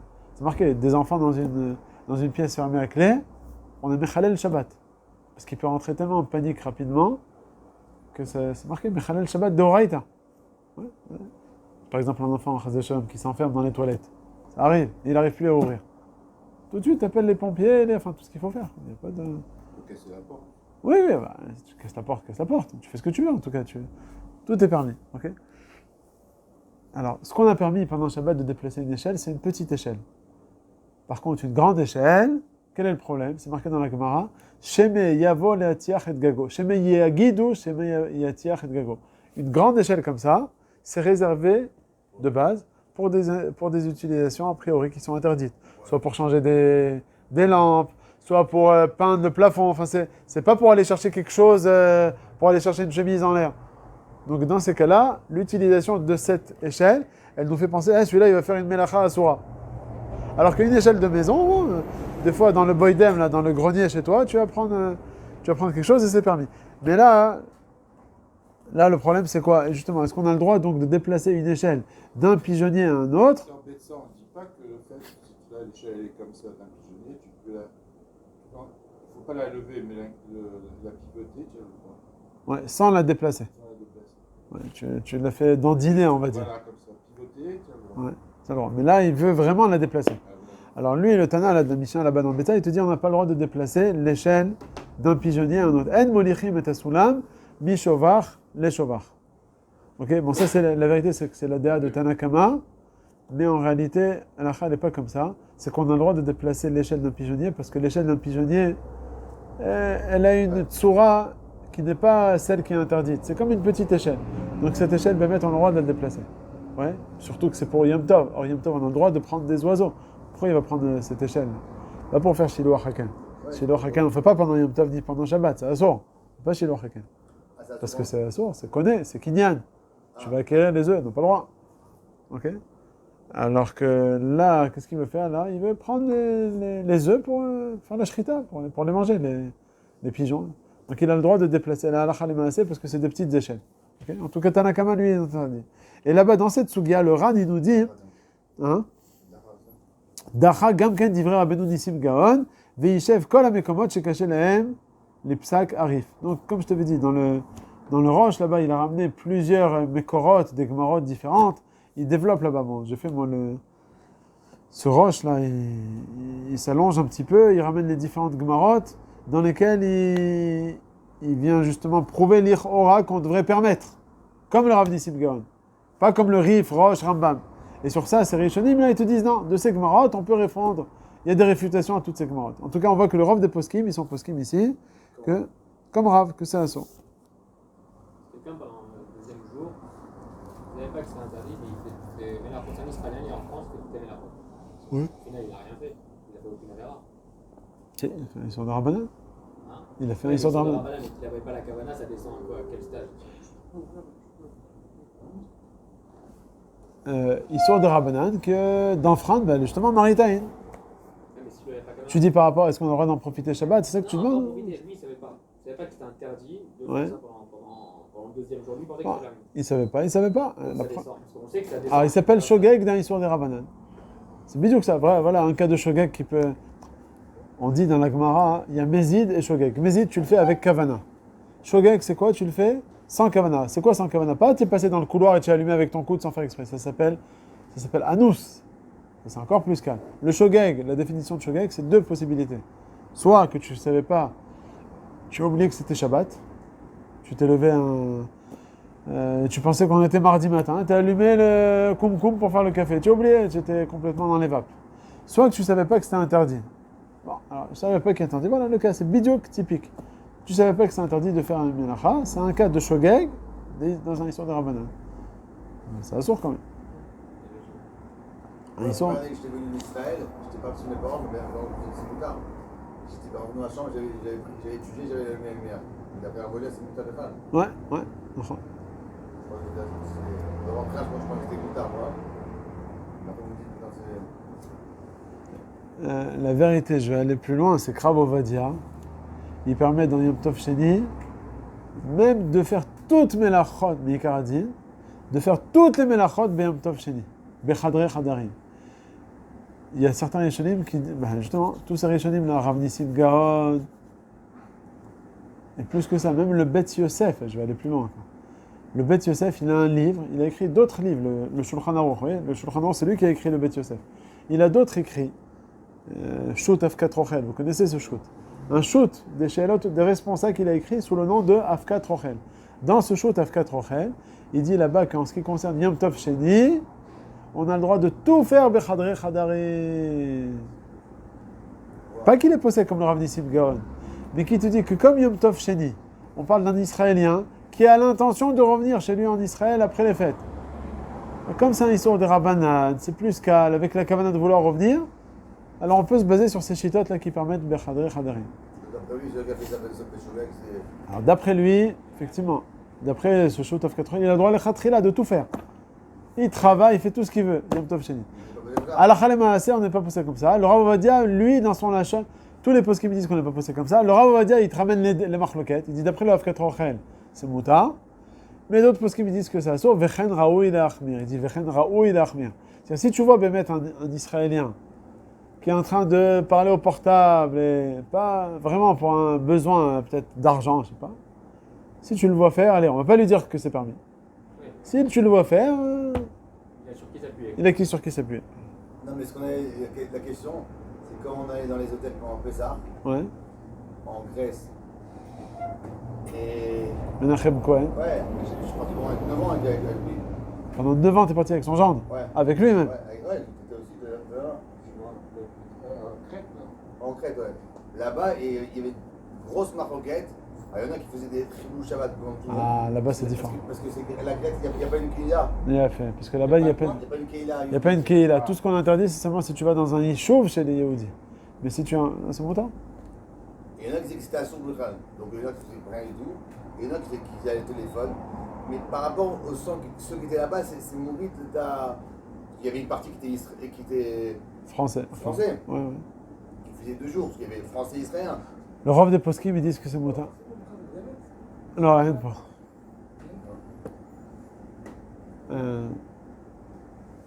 Qu'est-ce que je disais? Ouais, le Rav des Poskim, le Rav Eliashib, dans Dirchou, ils ramènent tout ça. Ouais. Ils disent que c'est moutin. Par contre, quand est-ce qu'ils disent que c'est peut-être un problème? Là, c'est une vraie marloquette. Lorsque tu vas dans un endroit où c'est devenu un Yishuv Israël, par exemple, Ouman. Ouais, Bien qu'il n'y ait pas vraiment de Kehila qui habite tout le temps. C'est que des invités, ça tourne. Mais il y en a qui habitent là-bas. Maintenant, il y en a qui peut-être pas tout le temps, mais ils sont là-bas très très souvent. Dans 6-7 mois, j'ai déjà, je suis parti 3 fois au Man, j'ai vu des gens là-bas qui avaient acheté même petits appartements, qui habitaient là-bas. Oui, mais pour les louer, pour faire du Non, mais business. qui habitaient là-bas. Après, Avec leurs femmes et leurs enfants.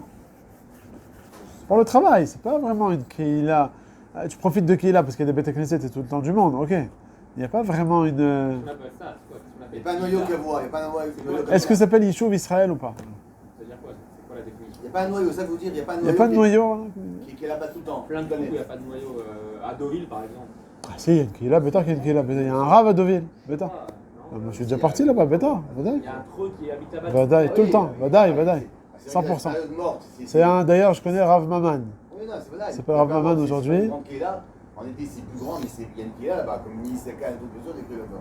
J'ai une question quand on disait, pas la poser parce que carrément le mikvé était fermé pendant l'hiver là-bas. Donc il n'y avait personne. Mikvé pour les femmes, il était fermé. Ouais, il y a eu quelque chose comme ça. Bon, parce que peut-être là-bas, les gens qui habitent, c'est peut-être des gens âgés. Je sais pas. Et puis, même les jeunes personnes qui habitent là-bas, ça se trouve, il faut demander. Oui. C'est quoi fermé? Tu peux pas appeler là-bas la nuit? Je sais pas. La question c'est fermé. Ouvrant en été effectivement, mais en hiver. Oui, non, c'est possible qu'en été, en hiver, c'est fermé. C'est mort, quoi. Ou bien c'est sur demande. Parce que les mikvés en général, il n'y a pas de mikvé fermé. C'est tout le temps ouvert, mais qu'il n'y ait personne ou pas. Mais là-bas, apparemment, il ne doit pas y avoir beaucoup de monde, ou bien les personnes, ils sont retraités là-bas, il n'y a plus de mikvé. donc- Sur demande. Donc, si j'atterris dans un patelin pendant le deuxième tour de l'Estop, c'est pas, il n'y a personne, il n'y a pas de Tu as le droit de faire ce que tu veux. Non, moi, ce que j'ai vu aussi, c'est que moi, des fois, je prenais mon avion vers Israël, j'arrivais là-bas à Yom Sheni. Non. Mais avant la fin de Shabbat, Ah. j'ai vu là-bas, à l'aéroport, il n'y a pas de Kehila là-bas. C'est mouton. Ouais, c'est Mouta. Donc j'attendais que mon père vienne me chercher après. Non. Ouais, voilà. Il n'y a pas de Kehila là-bas. Il n'y a pas de problème de. On est sommaire sur ça, qu'il n'y a pas de Kehila. Non. Il n'y a personne qui est au cerf alors. Non, dans dire chaud. Il n'y a pas le dire chaud ici, je crois qu'il n'y a pas le. Il y a le bet et guimel, je crois, il n'y a pas le he. Ouais, bête qui m'a- Non. Ok, c'est bon, ça va. Attends, il y a peut-être le pisquet de chevaux avec Ramichi. Ouais.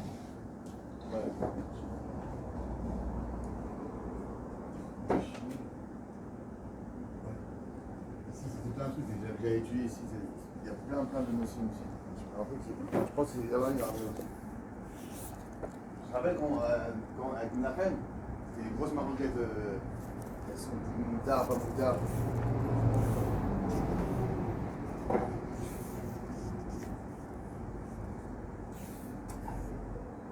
C'est arrivé ça, justement. J'étais un jour à Pessah en France. Ils ont fait un séjour organisé comme ça, moi j'étais avec mes parents juste pour les deuxième fête. Et c'était les Israéliens qui avaient organisé ça. Et avant la fin de Pessah, Moufleta, machin, ils commencent à tout préparer, machin. Ils avaient fait un très gros truc. Mais Pas où le Hametz. Hametz, mon flétard. Ouais, il n'y a pas de problème. Déjà, c'est un truc, alors c'est un point, c'est sûr qu'il n'y a pas de Kehila juif, c'est un truc. Alors c'est bien. etc. Mais... Et nous, en fait, on avait entre guillemets accusé à tort alors. On a dit, mais comment elle fait ça avant la fin de la fête, etc., malgré qu'elle est israélienne. Non, mais même faire du Hametz. Pourquoi que le Hametz? Quel est le Non, problème? parce qu'il y a des gens qui sont à côté. Donc ça peut être un marché des gens. Ça. Bah, c'est des inénimes déjà, c'est des chachachot. Mais Karadine, ils en vont ou pas? Oui, bah, regardez les caradines, c'est une bataille qu'on peut faire, si on peut allumer la lumière et tout. Nous, on faisait la Mimouna avec tout le monde. Le deuxième jour.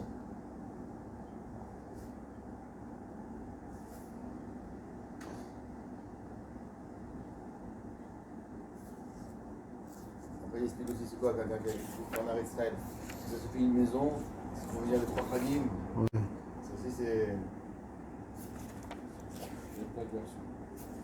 Non, c'est pas bien, c'est vraiment marocain. Les Chabad, ils font, bah, comme ils sont, ils font le même truc. Quoi le truc? Je crois que c'est le Shulchan Aruch arabe. Il dit que si t'es un Français qui vient en Israël, il fait un jour. Ah, Je crois que c'est le Shulchan Aruch arabe. Chacham Tzvi. Ouais, les Chacham Tzvi. les ramènes, c'est exactement. Là, on n'est pas posé, mais les Chabad, ils sont comme ça.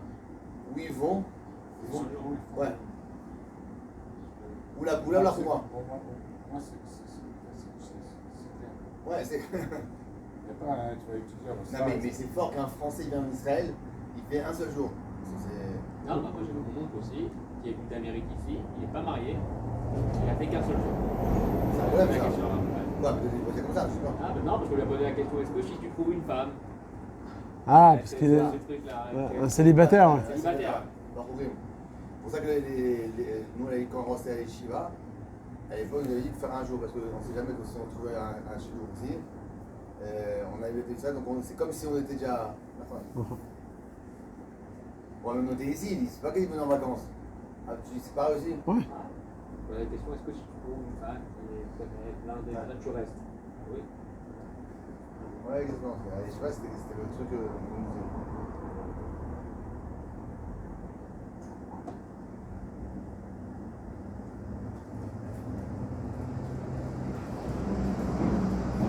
Ah, tu vois. Là, il dit que non, lorsque tu es avec des gens de Khoutz et la Haaretz, il y en a qui t'interdisent bichlal de faire quoi que ce soit. Toi, en tant qu'Israélien, tu es par exemple à Crète, là-bas.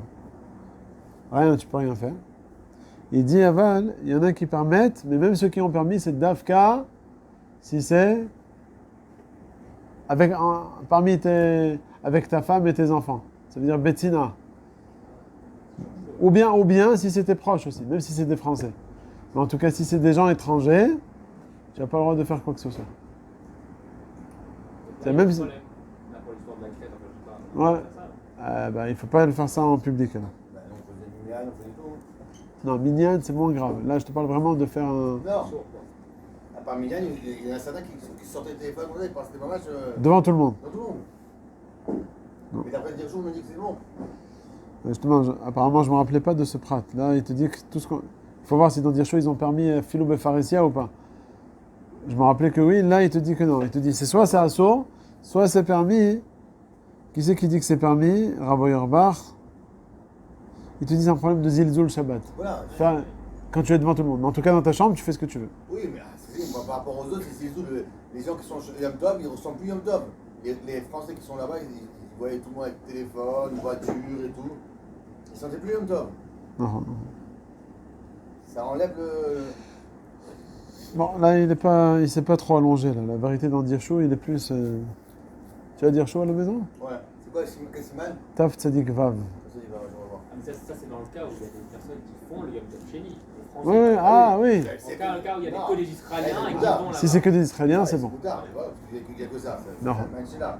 Et dans un endroit qui n'a pas de qui est là, c'est pas là que c'est. Ouais. Ah, c'est vrai ça. Oui. Un, c'est un endroit où il n'y a pas de Keïla. Et deuxièmement, il y a des Français. Mais s'il n'y a pas de Keïla, il n'y a que des Israéliens, tu fais ce que tu veux. À Philo Befaresia. Parce que tout le monde est comme ça. Allez, on continue le Beth Yosef. Non, on a fini, mais Joseph. Alors même, attends, mais il faut aller jusqu'au même tête là. Ah, d'accord. Alors même Zayn, vous avez même Zayn, il n'y a pas de tour, il n'y a que le Beth Yosef directement. Dans le Beth Yosef. Tania Beth Yosef ta. Beperek Yud Zayn. Lo yishtach adam kelav afilu min azea. Quelqu'un qui transpire et on voit des taches comme ça sur l'habit, eh bien tu n'as pas le droit de le tendre. Pourquoi les gens vont dire? Ils ne vont pas savoir si c'est de la zéa ou bien si c'est un habit mouillé. Et donc c'est assourd. Mais ça, donc, quand on dit tendre, c'est bloc d'accord. Dans la mirpesselle ou quoi? Je le mets sur la porte, c'est pareil. Non, alors ça, il faut savoir. Tout l'interdit, c'est d'Afka lorsque c'est la manière de le tendre. Par exemple, si tu le mets sur un porte-manteau, par exemple, c'est pas comme ça qu'on sèche un habit. Un habit qui a été mouillé, qui a été passé à la machine, tu le tends pas là-bas, tu le tends vraiment avec les... Ça dépend. Si, il y a des gens qui tendent sur les portes. Mais les draps, les grosses pièces. Les draps, c'est le derrière. Ouais. Donc, ce qui est le derrière. Mais si c'est le derrière, soit de le tendre ou bien de le poser, c'est un drap, tu vas jamais, quand tu veux utiliser un drap ou tu veux le ranger, tu vas jamais le mettre sur la porte.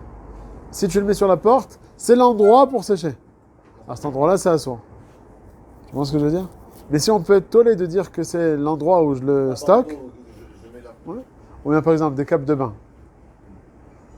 Chez moi, par exemple, les enfants, une fille par exemple, elle a sa cape de bain dans dans la salle de bain sur le porte-manteau et l'accroche. Elle n'accroche pas sur 2 ou 3, 4. Elle le met comme ça et ça sèche après une demi-journée, une journée. Et voilà que maintenant elle s'est mouillée cette cape de bain. On a le droit maintenant de la mettre là-bas ou pas? Mais non, c'est derrière comme ça. Réponse, non. C'est aussi le derrière comme ça, mais c'est aussi l'endroit où on a l'habitude de les stocker. Maintenant, j'ai même mon manteau mouillé, le mettre là-bas, dans le porte-manteau derrière, à la place de cape de bain, c'est pareil aussi, ça se passe.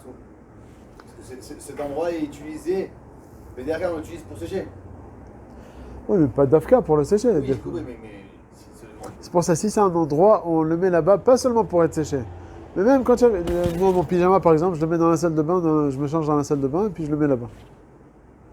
Il n'est pas sale, mon pyjama. j'ai compris. Donc c'est parmi.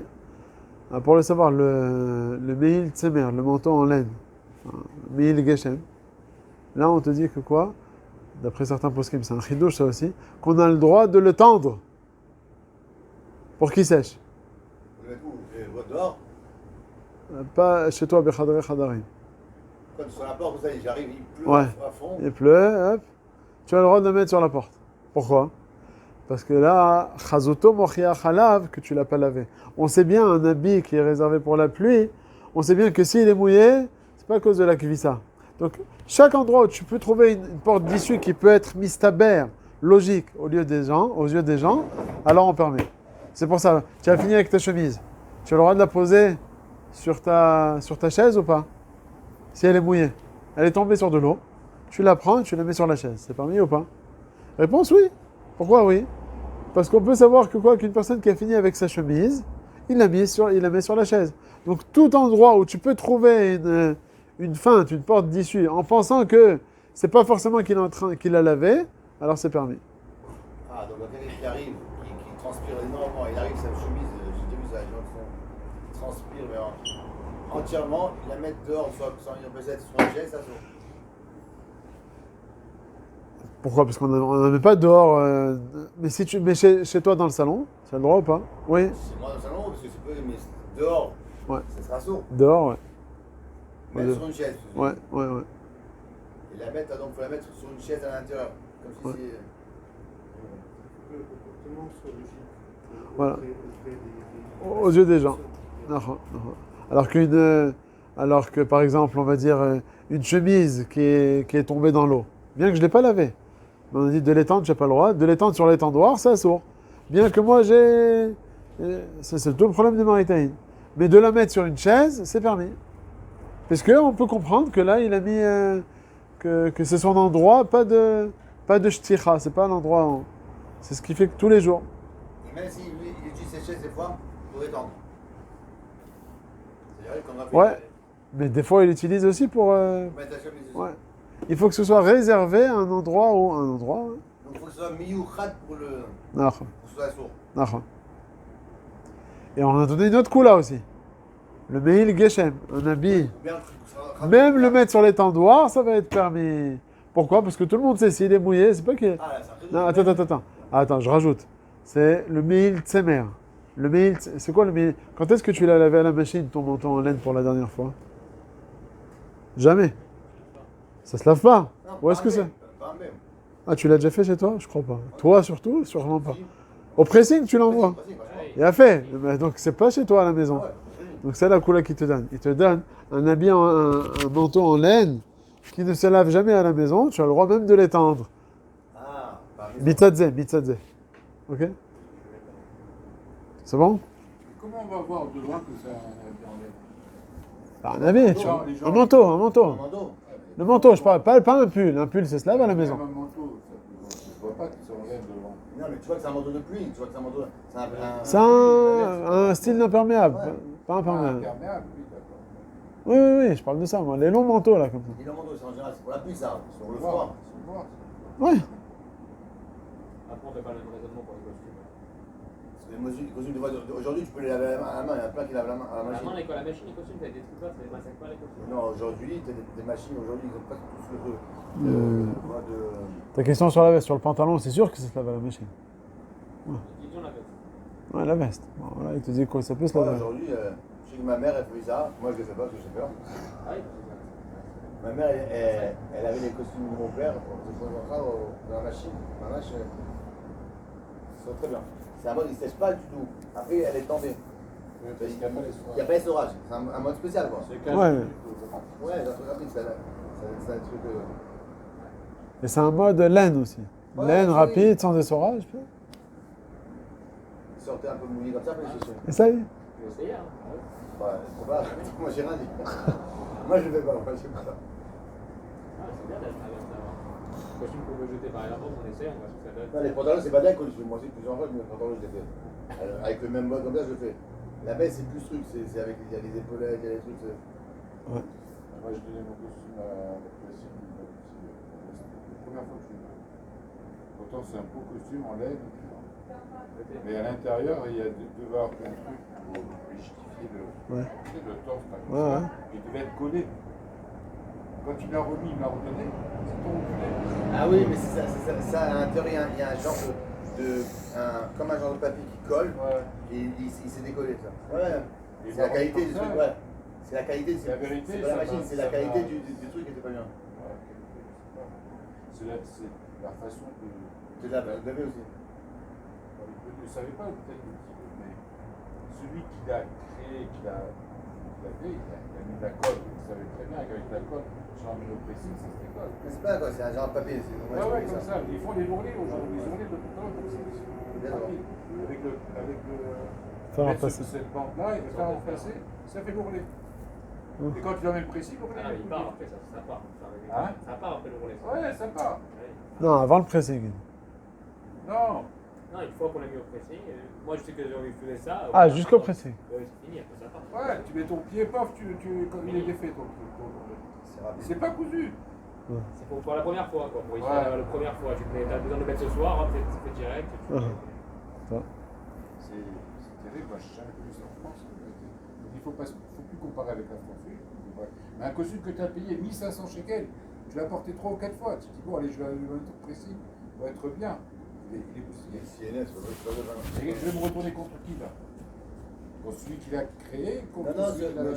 je serais mal du mec qui l'a vendu. Il l'a vendu, il a fermé. Ah ouais. Je ne vais pas donner son nom, mais il a fermé. Je pense que c'est pareil.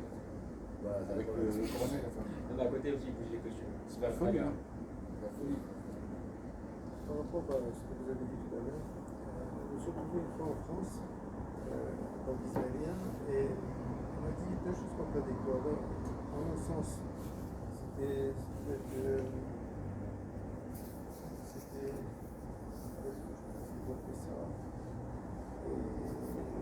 Nous, on est sortis de la fête déjà, mais en France, ils respectaient le deuxième jour, je pense. Alors, j'ai entendu d'une part qu'il fallait faire, on n'avait pas le droit ni d'allumer, ni ceci, cela, parce que tout ça, c'était. Même si on est dans une pièce enfermée, tout ça, on m'a même dit il faut faire comme si les murs avaient la capacité de vous habiter en tant que tel. Donc, résultat, on n'a rien fait. Et de l'autre côté, il y a un Talib Raham qui m'a dit non, à partir du moment où on est absolument sûr d'être dans toute discrétion, tu peux allumer les lumières. Il n'y a pas de problème. Tu es sûr que La lumière. Ouais. la lumière, que personne ne. Lumière, on permet. Lumière, on peut permettre. Est-ce qu'on est. Tout le monde est d'accord là-dessus que la lumière on permet? Tout le monde. On va dire le Rav Moshe Feinstein permet, le Rav Ovadia Yosef permet. Il écrit noir sur blanc. Pourquoi la lumière spécialement? Parce qu'on peut se baser, on peut penser que la personne a allumé la lumière avec le Sharon Shabbat. Donc comme les gens ils vont penser et dire ah, celui-là, s'il a allumé, c'est quelqu'un de religieux quand même. Ah, apparemment qu'il a, il a dû régler son Sharon Shabbat et donc... Pas toutes les mélachotes. Pas prendre le téléphone et. Et il peut régler le matin aussi comme ça. Là. Pareil. Ouais, il peut allumer le masque. hein. Ah, il peut allumer avec des dans sa Ouais. chambre. Quoi, Tout ce qui a l'habitude de marcher avec le Sharon Shabbat, c'est permis. Parce qu'on a l'habitude. Par exemple, une machine à laver, on n'a pas l'habitude de jouer avec le Sharon Shabbat, tu n'auras pas le droit. Oui. Autrement dit, on revient à ce qu'on disait tout à l'heure, que l'important, c'est pas comment les choses en soi doivent être, c'est par rapport au fait que la quiétude du Yom Tov ou des Shabbats ne doit pas être troublée Aux yeux des... aux yeux des gens qui sont là. Non. Parce que c'est un ézec, en fait, on leur fait un ézec probablement, je ne sais pas si Ouais, c'est une hypothèse. Mais ça montre combien c'est important de ne pas déranger les autres, même si. Même si pour nous, c'est permis. Non. Non. Alors, on continue dans le Bet Yosef. Même He Bet, vous l'avez? Ouais, la suite. Katavarajba. Alors, Katavarajba. Sha'alta. Bigde Pishtan. Shebaou min akvisa erev Shabbat. Veshatran bagag. Donc, c'est quoi le cas là? Bigde Pishtan. Donc, des habits en lin. Shebaou min akvisa erev Shabbat. Donc, qui ont été lavés la veille de Shabbat, le vendredi. Veshatran bagag. Veyafshu mi beodium. Et puis, il les a étendus sur le toit, là où ils étendaient les habits. Et puis, ils ont séché avant Shabbat. Là, c'est quoi la question maintenant? Im yachol le'ashiram sham le'machar im lo ayu neguvim. Est-ce qu'on a le droit de les laisser là-bas sur le toit à sécher? Mais dans quel cas? Dans le cas où ils n'ont pas encore séché. Si c'est un... Veyafshu, ouais. C'est vrai qu'ici, le lachon de Veyafshu, c'est... Alors, ils sont secs ou ils sont pas secs? La vraie question, c'est dans le cas où ça n'a pas encore été séché. Mais peut-être il y a tout est il y avait, je prends un job, il y avait un job. Après, il l'a fait Moi, j'ai compris ici qu'il te dit le cas qu'ils avaient l'habitude de faire. Qu'en général, qu'est-ce qu'on faisait? On prenait les habits le vendredi et on les faisait sécher avant Shabbat. Ok? Et tu dis, Ma'adin, dans le cas spécifique où ça n'a pas encore été séché. Ce qu'il dit au début, Veyavshu, c'est l'habitude qu'ils avaient de faire. Shebaou, c'est ce qu'on avait l'habitude de les amener Minakvisa Shabbat, Veshatran Bagag, Veyavshu, c'est ce qu'on avait l'habitude de faire. La question, c'est dans un cas particulier où est-ce qu'il a le droit de les laisser lorsque ça n'a pas encore séché. Je comprends pas la question. Pourquoi il aurait pas le droit de laisser? Il n'y a rien. Je crois que c'est maintenant, il a été fait maintenant. Bon, C'est pas aucune action. Très bien, mais... C'est quoi? C'est le fait de mettre. Je mets mon manteau, je mets mon truc. Mais là, c'est-à-dire que j'aurais pas le droit de laisser mon étendoir comme ça, Shabbat. C'est bidou que la question. Si c'est un habit sec et tu l'as fait avant, tu l'as mis avant Shabbat, bon, ça c'est bon, il n'y a aucun problème. Maintenant, si c'est un habit mouillé, il est vraiment mouillé, il va prendre 4 heures pour sécher.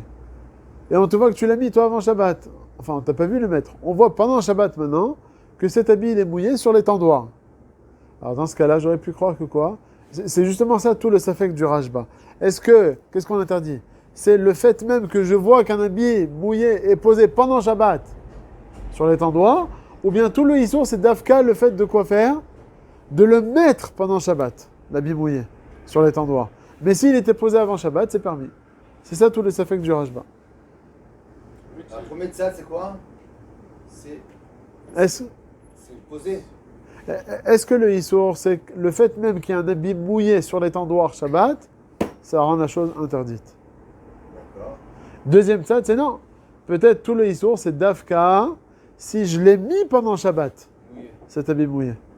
Mais s'il était posé avant Shabbat, et il va continuer à sécher pendant Shabbat, il n'y a pas de issour. Et on va voir, on va voir le Betsef, il dit comme Eli, que tout le issour, c'est d'Afka de le mettre pendant Shabbat. Là, c'est interdit. On va voir. Comment savoir? Si je l'ai vu, si. Comment savoir qu'il a mis avant Shabbat? Comment savoir? Moi, je passe pendant il y a un RPC, je vois du linge posé, je me dis quelque. Tant que je n'ai pas vu la personne le poser pendant Shabbat, ouais. Je ne peux pas dire que la personne il a fait. Ouais, c'est pour ça que tu ne dois pas penser que c'est assourd, toi. Voilà, si tu vois des habits mouillés dans une RP7, tu dois dire que c'est permis. Très bien. Maintenant, la question, c'est pas par rapport aux gens, par rapport à toi-même. Ah oui, toi-même, de le mettre pendant Shabbat, on a peur qu'au moment bidiou que tu vas le mettre, quelqu'un va te voir. Ouais. Même si tu vois que tu ne veux pas, mais on te voit peut-être. Non. Alors, tchouba. Alors, la réponse du Rajba, c'est comme ça. Lo asro et la kshéchatran be Shabbat. Donc, tout l'interdit, c'est seulement dans le cas où je l'ai étendu pendant Shabbat. Aval shtachan me'erev Shabbat. Mais si par contre tu l'as étendu avant Shabbat, afil ou man depasa ke Rav Yehuda, même celui qui est possédé comme Rav Yehuda. Qu'est-ce qu'il nous a dit Rav Yehuda? Au nom de Rav. Afil ou bechadre chadarim, c'est assour. Même si on est possédé comme ça, Modé, il va être d'accord, den tsarich les salkan, qu'on n'aura pas besoin de les retirer. Pourquoi? Parce que je les ai mis avant Shabbat. Veteda, la preuve. Deha plukta de Bet Shammai Bet Hillel beolachat sula mishovach leshovar biyam tov. La fameuse marloquette qu'on a évoquée tout à l'heure à propos du déplaçage de l'échelle d'un pigeonnier à un autre. C'est une marloquette en Bet Shammai et Bet Hillel. Deokimna bepere kama de Yom Tov, qu'on a expliqué donc dans la Masechet Betza d'Aftet, Ketanae, on a dit là-bas que c'est une marloquette Tanaïm. Qu'est-ce qui est marqué là-bas? De Tanya. Shotran bachama avalo kenegedam. Que là-bas on te dit que justement ça dépend de la marloquette. Est-ce qu'on a le droit de déplacer de tendre un habit bachama, donc pas aux yeux des gens, parce qu'aux yeux des gens, d'après tout le monde, c'est interdit. On voit que c'est une marloquette Tanaïm, et la Gemara, elle te dit que quoi? Que la marloquette entre Bet Shammai et Bet Hillel, à savoir est-ce qu'on a le droit de déplacer une échelle d'un pigeonnier à un autre, elle rejoint la même marloquette Tanaïm qu'on a vu donc dans Masechet Shabbat, à savoir est-ce qu'on a le droit de tendre un habit Bechadre Chadarim. Donc celui qui dans la Masechet Shabbat nous a dit que quoi? Qu'on a le droit de tendre un habit Bechadre Chadarim, alors ça va rejoindre l'opinion de quoi? De Bet Hillel qui nous dit qu'on a le droit de déplacer une échelle d'un côté à l'autre. Par contre, le Tana qui nous dit dans Masechet Shabbat qu'on n'a pas le droit à Filu Bechadarim, alors il pensera comme Bet Shammai qui a interdit qu'on n'aura pas le droit de déplacer l'échelle d'un côté à un autre. Sur ça, la Gemara, là-bas dans Betza, il ne va pas entrer ici le Bet Yosef, mais il va poser la question quoi? Ça veut dire que Rav qui nous dit donc qu'on n'a pas le droit de tendre un habit Bechadre Chadarim, il penserait comme Bet Shammai. Et sur ça, la Gemara, elle continue là-bas. En tout cas, c'est ce que la Gemara dans Betza nous a dit. Elle nous a relié l'histoire de quoi? De déplacer une échelle d'un pigeonnier à un autre, comme le cas de quoi? De tendre un habit. Et sur ça, le Rashba, il nous dit Ve'aga atzmecha, et réfléchis toi-même. Mi kaman de amar sheim oli chasula me'erev yom tov shetzarich lesalko. Est-ce que, à propos de la marloquette entre Bet Shammai et Bet Hillel, de déplacer donc cette échelle d'un pigeonnier à un autre, toute la marloquette qui a été dite, c'est uniquement pendant Yom Tov.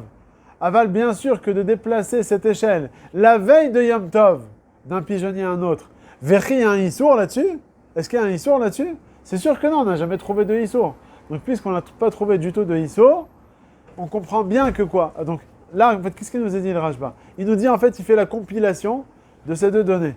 Une des données, c'est de te dire que le din de déplacer une échelle d'un pigeonnier à un autre, ça ressemble à la marloquette de quoi? De Maritaïn, Bechadre Chadarim ou pas.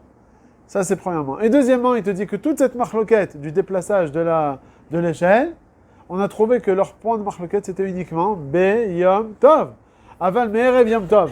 La veille de Yom Tov. Quelqu'un qui a son échelle sur un certain pigeonnier, il dit écoute, demain matin, je vais aller prendre les pigeons là-bas du deuxième pigeonnier. Et donc avant Yom Tov, il déplace son échelle. Est-ce qu'on a trouvé une marloquette là-dessus ou pas? Non, on n'a pas vu toute la marloquette, c'est Dafka, Be Yom Tov. Aval Me'erev Yom Tov, c'est Moutar. Or, on a dit juste avant que quoi? Que le déplaçage de cette échelle, c'est relié avec le din de Maritaïn. Donc on prouve d'ici, avec la compilation de ces deux données, que tout le problème de Maritaïn, il n'a été dit que si je fais un acte pendant Yom Tov ou pendant Shabbat. Mais si ça a été fait avant Shabbat ou avant Yom Tov, c'est permis. Ça, c'est la preuve du Rashba. Il y a quelque chose que je n'arrive pas à comprendre. Si j'ai déplacé mon échelle Erev Yom Tov, Ouais. qui c'est qui va douter que j'ai déplacé l'échelle pendant Yom Tov? Et comment il va douter de moi? Le voyant. Mais non, puisque je l'ai déplacé avant Yom Tov. Mais il me voit Qui pas. c'est qui va penser que moi je l'ai déplacé pendant Yom Tov?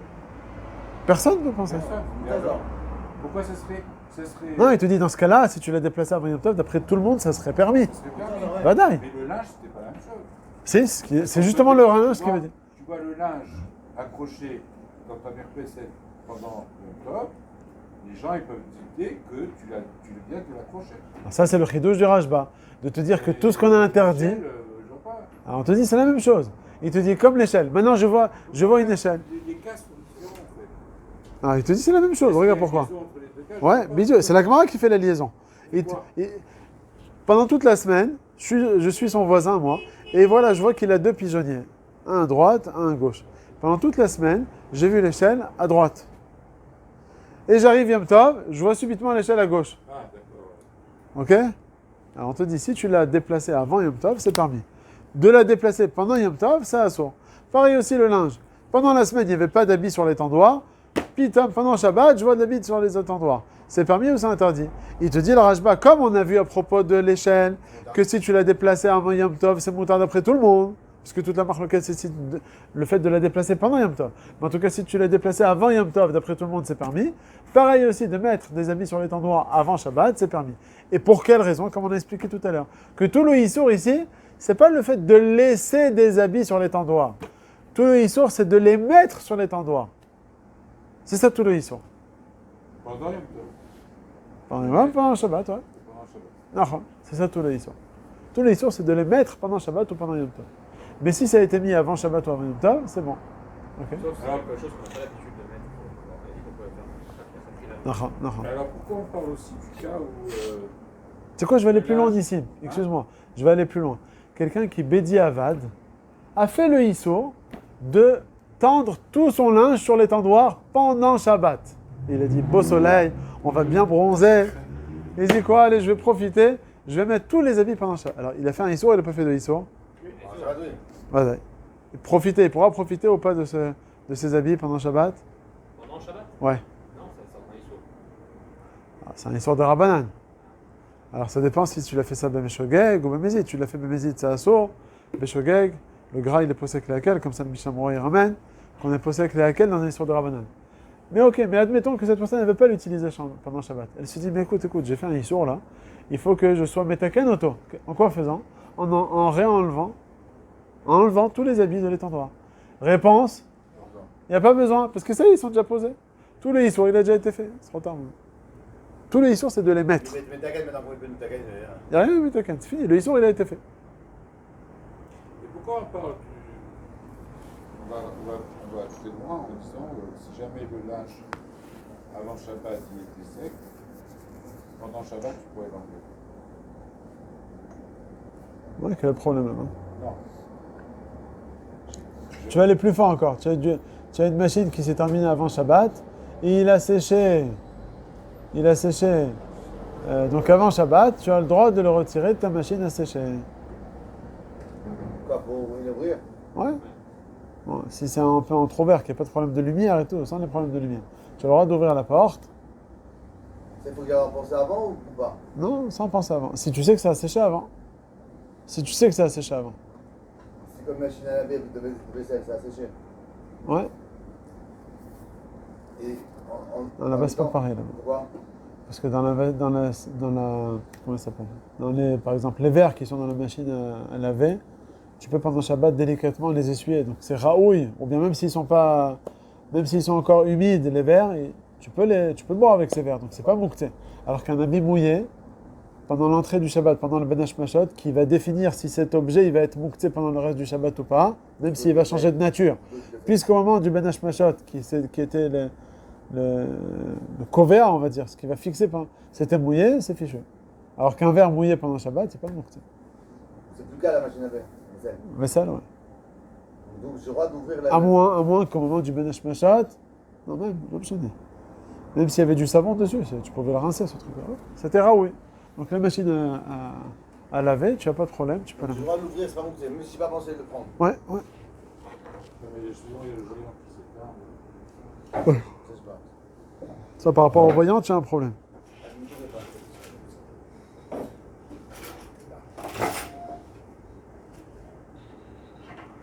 Ok? Vekatou Bakolbo. On est encore dans le Bet Yosef, on termine un petit peu. Vous l'avez, Vekatou Bakolbo?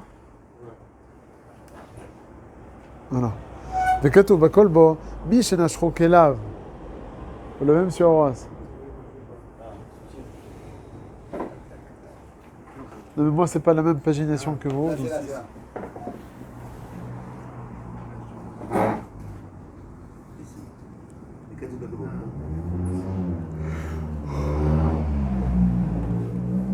Donc, Vekatou Bakolbo. Mi shenashro kelav baderech, me'alech baem ve'eno choshesh sheme yavo lidei srita.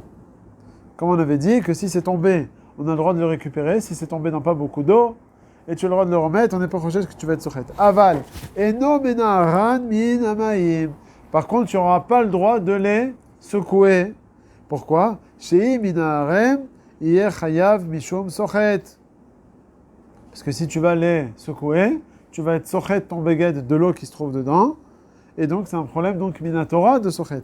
Sheken derrière kol beged balua b'maim, keshemena harin oto, amaim nisratin mimenu.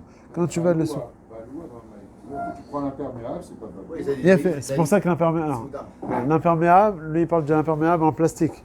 Ouais. L'imperméable en plastique, là il n'y a aucun problème de sochet, parce qu'il n'est pas du tout bolé.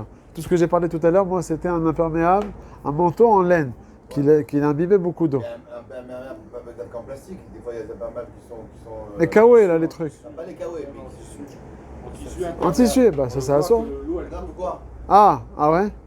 Oui, ça rentre pas. ça rentre pas, c'est ça l'imperméable. C'est quoi le petit imperméable? Ah ouais, ça. Alors comment ça. Ah, c'est pas du tissu alors, ou c'est du tissu Non, spécial? mais c'est pas genre, même Baguir, ils font des trucs comme ça, imperméables comme ça. Oui, je sais, mais en quoi il s'est fait alors ce truc-là? Mais il y a une couche il y a peut-être des tissus en dessous, il y a peut-être une Comme couche du d'imperméable. polyester ou du plastique qui fait que ça. Mais c'est pas du kawaii mamage, c'est pas du plastique kawaii mamage. Ah. C'est moche ça. Voilà, non, mais ça apparemment, ça s'abîme quand même un petit peu ou pas du tout, du tout? C'est imperméable. Un petit peu. Ah ben, c'est là, Si ça ça- si ça rentre un petit peu, C'est fichu. Voilà, c'est fichu. C'est pour ça, moi ce que je parle, c'est dans un kawaii. Ouais, le kawaii, les couleurs, c'est moutarde. Non, ça n'abîme pas du tout. Ouais. Le kawaii, c'est un genre de plastique. Moi, c'est du plastique comme ceux qui vont qui font la moto ou le vélo. C'est comme ça, ils mettent les gars. Ok. Donc il te dit si ça s'est imbibé, donc tu peux le prendre ton habit, aval de le remuer, ça sourd mishum sochet. Pourquoi? Chacun derrière kol beged balua bemaim, keshemena harim oto, maim nisratim imenu. Et donc quand tu vas le secouer, ça va être pressé et donc ça sourd. Vedav kaidi, bekelim chadashim, les filles, ça on a vu ça dans le Rama. Vous vous rappelez de cette halakha dans le Rama? Shin bet seif alef. Lorsqu'il y a beaucoup d'eau dans un habit, je le prends, je le secoue. On t'a dit que c'est assourd, mais il a dit le Rama, Davka bekelim chadashim, les fiches makpid alem yoter, les fiches mitkatsrim bamaim. Si c'est un nouvel habit, beaucoup imbibé, tu sais que si tu vas laisser l'eau dans cet habit là, beaucoup d'eau, après il va rétrécir ton habit. Par contre, si c'est un habit qui est déjà passé à la machine, c'est bon. Donc tout ce qu'on. Ok, donc cette halakha, on l'a déjà vu dans le Rama Shin Bet Seif Alef. Bon. On s'arrête là pour maintenant, on fait la halakha le maaseh. Bezrat Hashem, mercredi, on continuera le Shin Alef même chet. Et après quoi encore, même tête, même vav. Ok.